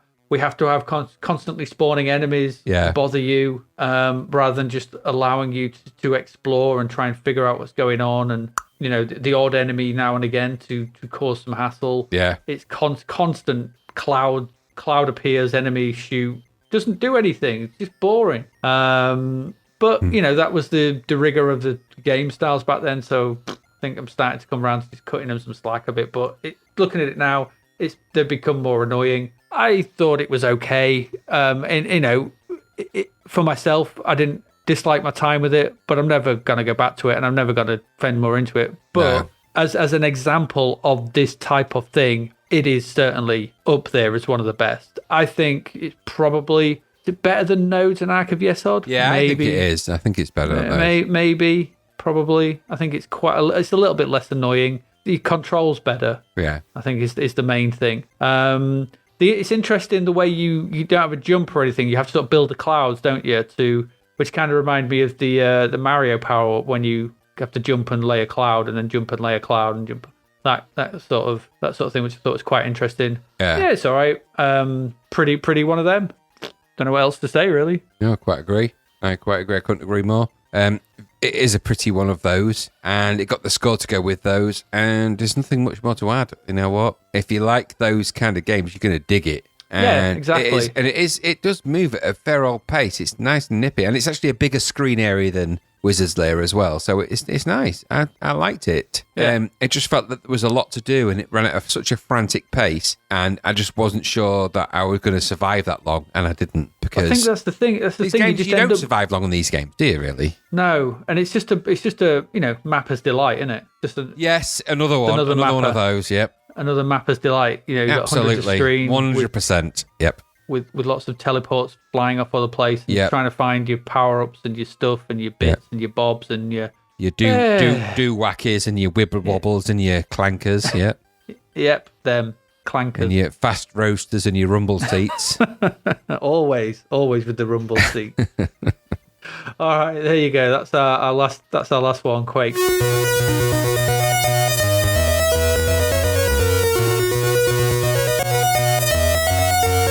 So now we're going to move into a new section. Uncharted territory. Uncharted territories. Now, this will probably be a one-off, and we'll never do it again, because I'm not sure about this. Because I never want to play those games again. But yeah, no, we don't. So we some of these games, we don't generally have a foray into these, but Zap, introduced sort of the strategy section a few issues back, and so we thought as we no longer have the Crapverts, we thought we'd take a foray into a section, and we're going to call this section Strategy Street. So won't you come along and join us on Strategy Street?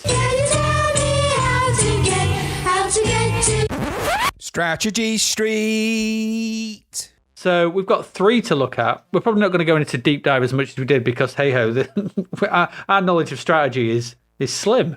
But we're going to have a look at them. So our first one is actually a sequel to a game we have actually reviewed back in, was it episode 1 part 2? I was going to say it's episode 1 or 1 part 2? I think it's episode 1 or episode 2. So this is the sequel to Lords of Midnight, which is Doomdark's Revenge. Which, by the way, I didn't like at all. Saying what, Lords of Midnight or Doomdark's Revenge? No, Lords of Midnight I don't like. No, I don't think we did, no. Because you'd never played it, had you? You'd heard of it, but never played it back then, I think. No, I felt like at the time it was just lots of enigmatic pictures of mountains with people on horses. This is probably totally different, right? No. Take what you've just said and just replace. Can you just say the words Doomdark's Revenge? Doomdark's Revenge. There you go. Just cut that in to where you say Lords of Midnight a moment ago, and you've just described this game. It's the same. It's the same bloody thing. And I'm, I know a lot of people dig these games, but no, I had enough of this with Lords of Midnight. It's the same thing. And people go, no, it's not. I go, yeah, it is. There's technical wizardry on display here. There's thousands and thousands of different views of blue, snowy, mountainscapes and what have you. But it's boring. I'm sorry, it's boring. It's boring and dull. And there's just endless screens of looking south on the forest of Flamriel, or the mountains of Glimmer, or the swamp of Ponrent, or some such. I like fantasy. I really do. Not like this. No. In the words of Not like this. Not like this. Not like There's no this. sense of anything to these games, and I don't get it. I don't understand the appeal. It's so boring. Luxor and some of the characters. One who was instantly dead when I played it at the foot of some mountain. They just wander. No. It's just boring. So, in our first foray down the street of strategy, we stop at number 1, and we knock on the door for Doomdark's Revenge, and we get bored by endless views of, I get it. Technically, it's very clever. Mike Singleton is clearly a very clever programmer, and he's got this story to tell, and there's this whole world going on and everything like that. But it's so boring. Just it's quiet and God, no, it's not for me. Did you enjoy it? Yeah. No, I didn't. I felt that there was a massive game. There is, and it was probably worth exploring. Maybe if you're into it. I didn't get that. I wasn't into it. I just felt like it looked boring. And you know what? I thought, I'm going to try. I'm going to try and play this game. So I thought, you know what? I'll load it up, post. And I tried to get into it. I just couldn't. I kept seeing the same thing over and over again. No matter what direction and which character I was controlled, it said you are viewing the blah, blah, blah, blah, the blah, blah, blah. I got so bored of it and then in the end I fell asleep. So in game or no, when I was playing it. So my review of it just goes, I'm sick of seeing the same thing over and over again.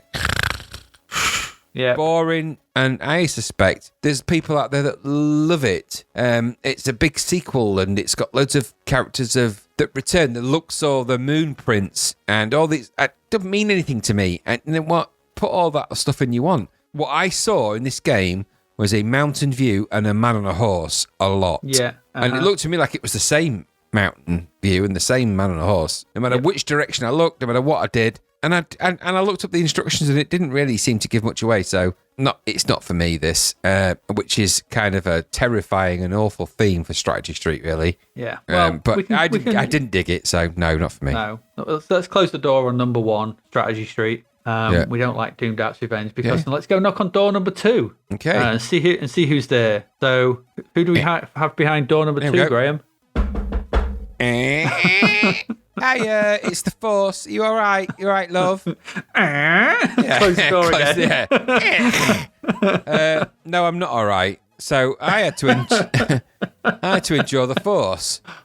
Argus Press's magnificent masterpiece of police-based controls of a place.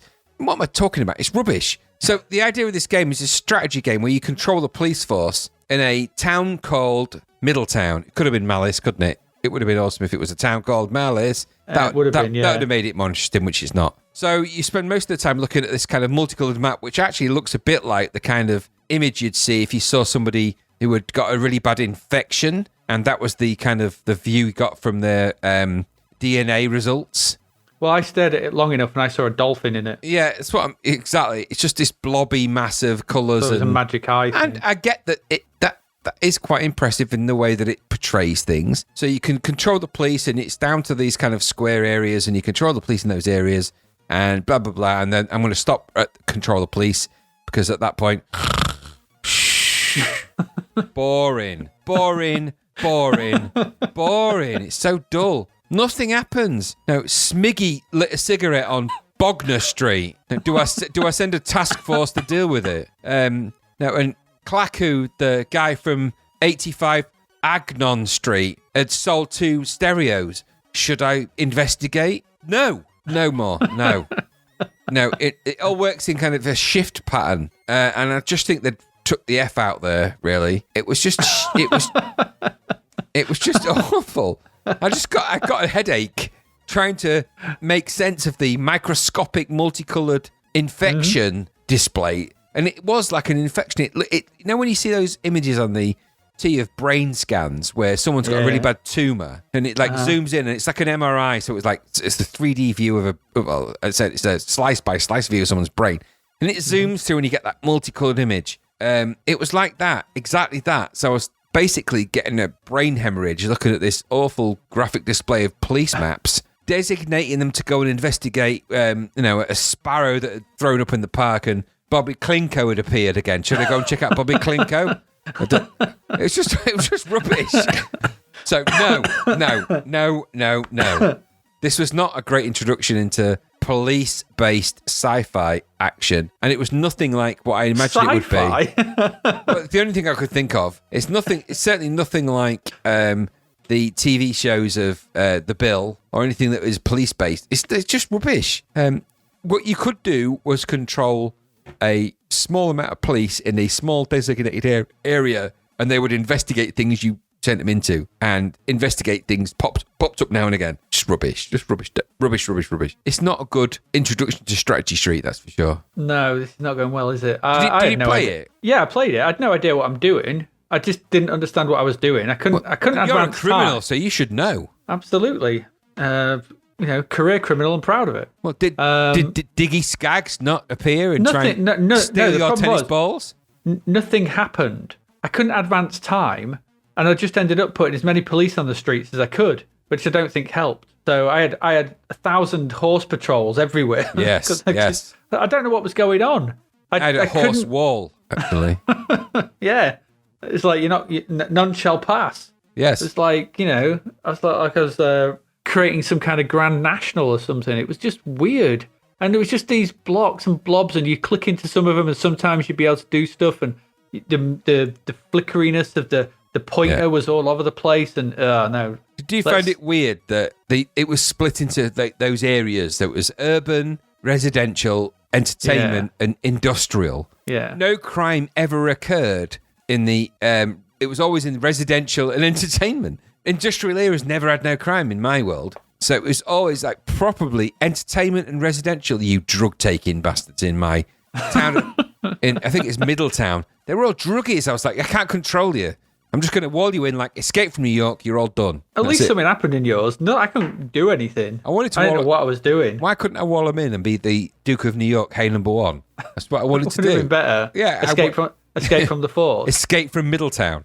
Yeah, I'd watch that if you were By the way, when you played this, I don't know if you played it for long, but did you get the message that said you can't do that? No, nothing happened. I couldn't advance anything. I told all the police to attack everyone in the residential area of Middletown, and it said, "I'm sorry, you can't do that." It got very that's life. I have to say, I'm sorry, but you really can't do that. It turned into Cyril. It was full on Cyril mode. It went into Cyril mode. I was like, right, okay, if you can't attack them, then attack everyone in the entertainment area. Stop the entertainment area taking drugs. I'm sorry, but we really can't do that. It's nothing. It's nothing to do with me. It was weird.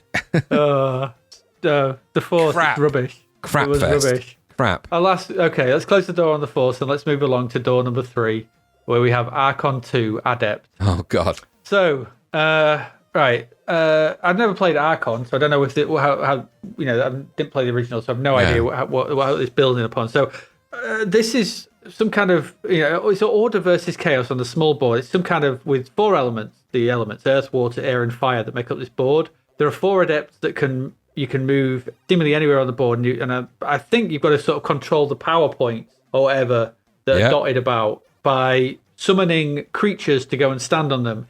Yeah. The enemy will also summon creatures, and when they do, they move. It then moves to a secondary screen where you have a fight. Some of these fights are very one-sided in the fact that they usually fight in the computer's point of view, and then the one who dies wins the square. It's like battle chess on the Amiga. Yeah, very similar. Sort of thing. It's a bit janky. The graphics are a bit blocky. Yep. The word you're looking for there is crap. Blocky. Crap. Blocky sprites that are a bit crap, and the sound effects are a little crap. Blocky. I'm not, the sound effects are blocky. They felt blocky in my ears. Yeah, they were made of mostly blocky sounds. It was. They didn't go in smoothly. They went in blockily. How should you not make sounds? Not blockily. Not blockily. Not unblockily. Oh, my Lord. Dear. So this is very... But it seems this. I think there's some strategy going on here, but there's a problem, and it mentions this in the review. In that there's a spell called Apocalypse Spell, which you just cast on the opponent's base, and then it's whoever wins this fight out of the two bases wins the game. So it doesn't matter what's gone on previous to it. It don't matter. Yep. I thought at first that this was. It felt when I first started playing it like some weird turn-based MOBA, but it's not. It's really not. It's some crap variant of chess. Yeah. With board and pieces attacking each other.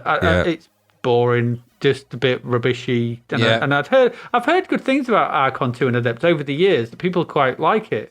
And I imagine that if you played it in 2-player and agreed not to do the Apocalypse spell, as it says, that's actually what it says in the review. You make a gentleman's agreement. We can't use the game-breaking spell. Yeah. You're gonna have an okay time, But playing single player where you can't make that agreement with the computer. Stupid. Yeah. What did you think? Blockily. I have blockily. Let me read you my review for this. I put a turn-based game with a turn-based game with dual-player shoot 'em up logic in between, woven with as much love as it could be, with a lot of light and dark magic and arcade strategy, and you can pick alignments, and you've got all sorts of types of powers. And that was my review. I fell asleep. Boring. I don't know what you was adept at. I think just navigating this stupid controls. I think an adept is like a apprentice wizard. Isn't it? I think I made a small icon attack a large icon, and I'm not sure who won. And at that point, I thought, you know what? My life is empty, and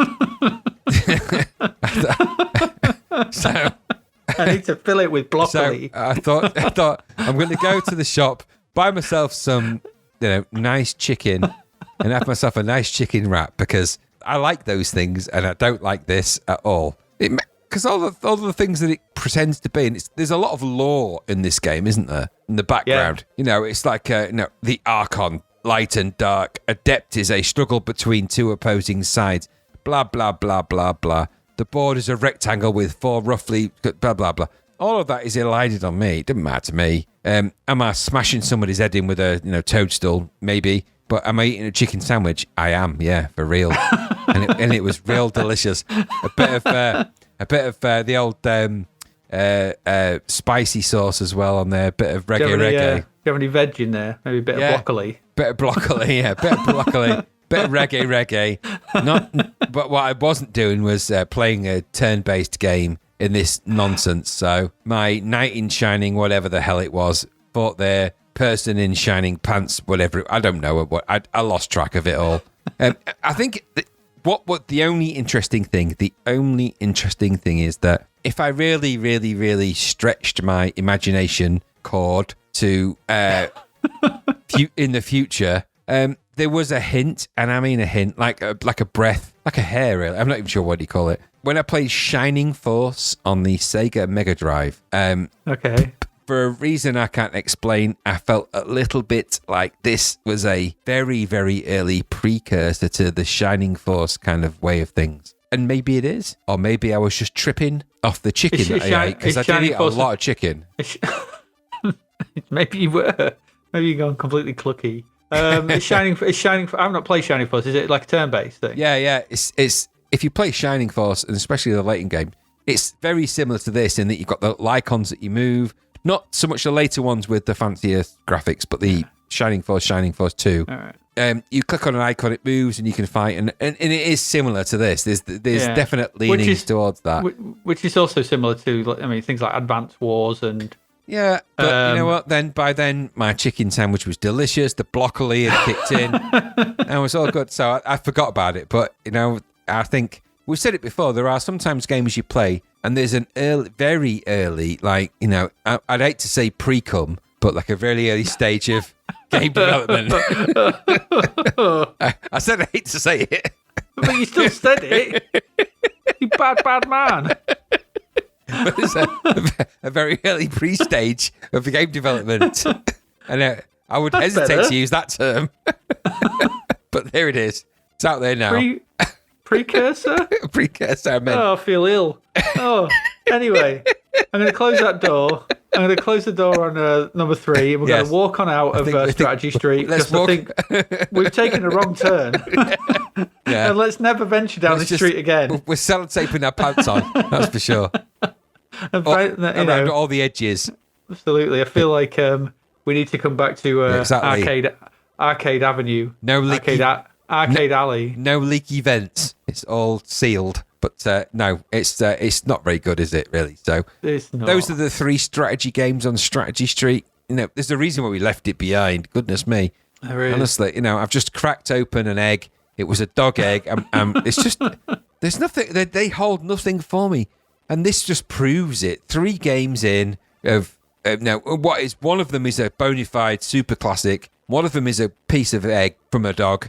And the other one is, an inexplicable, I want to say Shining Force early, version, but I'm being very kind, really. It's just, there's all sorts of names you could call them. I'm not even going to say it. I'm not saying it. We've been down that road now. We've been down Strategy Street. So we've shaked that tree, and we've done it. We've grinded coffee. We've done the agadoo. It's all done. I'm kicking the street light on the way out so it goes out. Leave it in darkness. Exactly. Yeah. Oh, there we go. That's all the games you're getting from us this week, and with good cause. Thank God. Let's see what's going on in the charts. According to Gallup in Commodore User, down to number 10 is Yeah Kung Fu. In at number 9 is Phantom of the Asteroids. Staying strong at number 8 is Cain. New in at number 7 is Ping Pong. New in at number 6 is Zap Sizzlers. New in at number 5 is Bomb Jack. Down to number 4 is Hardball. New in at 3 is V. New in at 2 is Super Bowl. And at number 1 is Uridium. The interesting thing here will be, let's see how quickly V goes out of that chart. Yeah, Ping Pong. And V, the number 1 game returned for this month would be? Yeah, V. In CMVG, we once again have the CBM 64 top 8. So at number 10... Random. Not the top 8 anymore. We have Yeah Kung Fu. 9 is Fairlight. Number 8 is Phantom of the Asteroids. 7 is Cain. 6 is FA Cup Football. 5 is Zap Sizzlers. 4 Ping Pong. 3 Hardball. 2 Uridium. And at number 1 is Super Bowl. So what was it? Was Micro Office has dropped out of the top 8. Thank God for that. Whatever it was. Here's a challenge for you. As a little special thing that I've created just for you. And you don't know about this, so this is totally alien and unknown for you. I just presented this tiny little game for you that I'd like to call Games or Garbage. So how many of these games that I'm about to present to you from the 83 to 84 are real, and how many of them are actual have I made up? Okay, so I'm going to read out the names of the games. Are these C64 games? These are games of any platform. Okay. And all you've got to tell me is which games you think are real and which games you think I have made up out of this list, okay? It's just I thought it'd be fun just to do as a final thing before we disappear. Okay, go on. So do you want me to read the list and then you say them, or do you want me to read the list one at a time and then you just decide? I'll do them one at a time. Okay, so Gobbler. True. It is true. Space Eggs. False. It's true. Wavy Navy. False. It's true. Oh, God. These are all going to be true. Nosha. True. That's a false one. Oh. I made that up. Tiny Tots 7. False. That's true. Oh, God. Flippy Lippy. False. It's got to be. That's false. Yeah. Well done. Krell. True. Is true. Monopole 64. Monopole? Yeah. It's got to be true. That is true. Spurty Sam. False. That's false. And Squonk. True. That is true. Well done. Well done. So you identified all but one of those, I think. Just so we can recap out of the crazy list. The list there was Gobbler, Space Eggs, Wavy Navy, Nosha, Tiny Tot 7, Flippy Lippy, Krell, Monopole 64, Spurty Sam, and Squonk. And out of those, the fakes were Nosha, Flippy Lippy, and Spurty Sam. I thought it'd just be fun for you to do that. And now I might do that as a surprise every now and again, just to, to test your knowledge. I've actually heard of Gobbler. But did you ever play Space Eggs? No, I did not. Gobbler is a Pac-Man ripoff, isn't it? Yeah. But that's why I put Nosha. Nosha. That takes me back to Blackpool. Oh, dear. And I thought Flippy Lippy. I just thought, anyway, it doesn't matter what I thought. And Spurty Sam was too far. But Spurty Sam was a... But the fact that there was a game called Monopole. Yep. Not Monopoly. Monopole 64. That was on the same page as Krell. Not Krull, but Krell. Krell. Yeah. Oh, I love the idea of Tiny Tot 7. That is not a game about what you think it is, let me tell you. So, is it not? No. That's good. And Squonk is a typing adventure. Well, what else could it be? What else could it be? All right. Before we go, what we got next issue? What did we look at? Did I say what we looked at? No, you've got to do that as well. Come on. All right. What did we look at? So we looked at this episode. We've looked at Spellbound, International Karate, Bombjack. We looked at some films, mostly from Beyond. You said Bombjack. I did, Bombjack. I did it on purpose. I went on French. Bombjack. Bombjack. Next month will be leaderboard golf, Moonchatel. Now we have bouncers, ping pong, and Starquake. Starquake. Starquake. Yeah, and then we Bombjack. We took a sojourn onto Strategy Street, where we didn't like him. Doomdark's Revenge. Sorry, the Force was not with us. No, it was not. And Archon 2, Adept at nothing. All right. Bombjack. Next week, in the next couple of episodes, we'll be looking at Acrojet. Okay. Biggles, possibly. So just to say, by the way, from next issue, Zap actually introduced a budget section. That's right, they do. So there will be a lot of games. So we are going to sort of break that off into probably, like we did with Strategy Street, we'll probably have that at the end where we'll look at some of the budget titles. Cheapskates Parade. Yeah, something like that, whatever it's going to be called. And then yeah, so that'll be that. So some of these are going to drop into there. Some of them we've already looked at before. So the Conan's reviewed again. I think Breakdance in there. We're looking at Bombo, Booty. I think is in there. Boulder Dash 3. We probably won't look at Golf Construction Set. Hess Games or He's Games. Yeah, Hess. I don't know. Leaderboard. Ooh. We get to look at Max Headroom, Mermaid Madness. I'm guessing that's rubbish. There's loads of games here. Moon Shuttle, Neutral Zone, New York City, Ollie's Follies, Popeye. Let me just say, right, I'm just putting this out there. Can you say whether these are real games or not? Those 4 games, I'm going to say those sound like I'd made them up. They're awful. What game is just called New York City? What is that about? It's just like, it's just New York City. We're going to find out. Price of Magic is Adventure. Quest Pro Popeye is there as well. Raging Beast. Okay. Red Hawk's Adventure. Return of the Space Warriors. Okay. Rolls of Abaddon. Sentinel. Oh. I don't think that's not the Sentinel. No, it's not. It's later. It's still a I don't know. It's got a S next to it, so it's got Sizzler. Sizzler. That's the other word I was going to say. Sausage. Then it's still a sausage. It is. I'm going to put that image on this post, but somehow. Seamus, Slamball, Solo Flight Plus, which is going to be just like Acrojet. I can tell that's boring already. Oh, we also get to live out our adventures on the Southern Belle. What is that, a train? Yeah, it's the one we looked at the Crapvert for.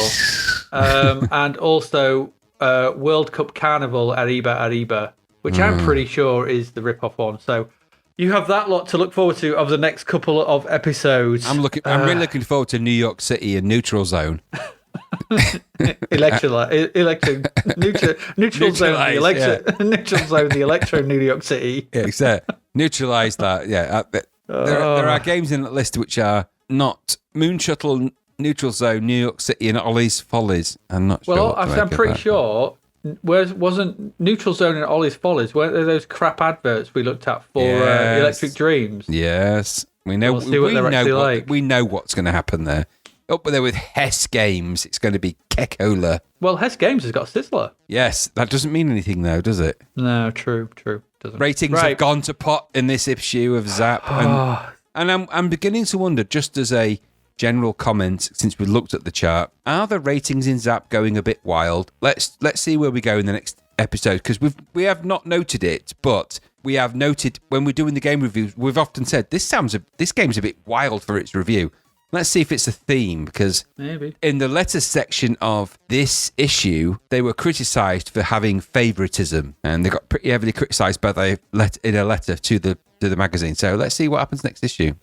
Well, let's see. Because I think on that note, we need to finish. We do. This has been a very long night of recording. It has. It has. So, on that note, I have been Adrian Mills. I have been Graham Raddings. I thought you were going to say Graham Neutral Zone Raddings. I have been Graham Neutral Zone Raddings. And I have been Adrian Bomjack Mills. Adrian Bomjack.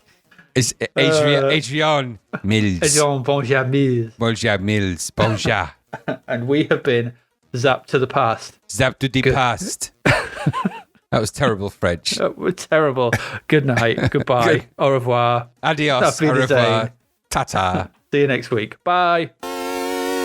Thank you for listening to the Zapped to the Past podcast. We hope you enjoyed our deep dive into the world of Commodore 64 games, as well as the music, films and TV from around the 1980s, driven, of course, by the issue of Zap 64 magazine published at that time. We will return with a whole new batch of games and stuff to talk about next week. Until then, if you want to listen to or download previous episodes of Zapped to the Past, and why wouldn't you, they can all be found on our website at zappedtothepast.com, as well as being available on Podbean, Apple Podcasts, Google Podcasts, Spotify, Deezer, Audible, Player FM, and, well, pretty much anywhere where we can upload them.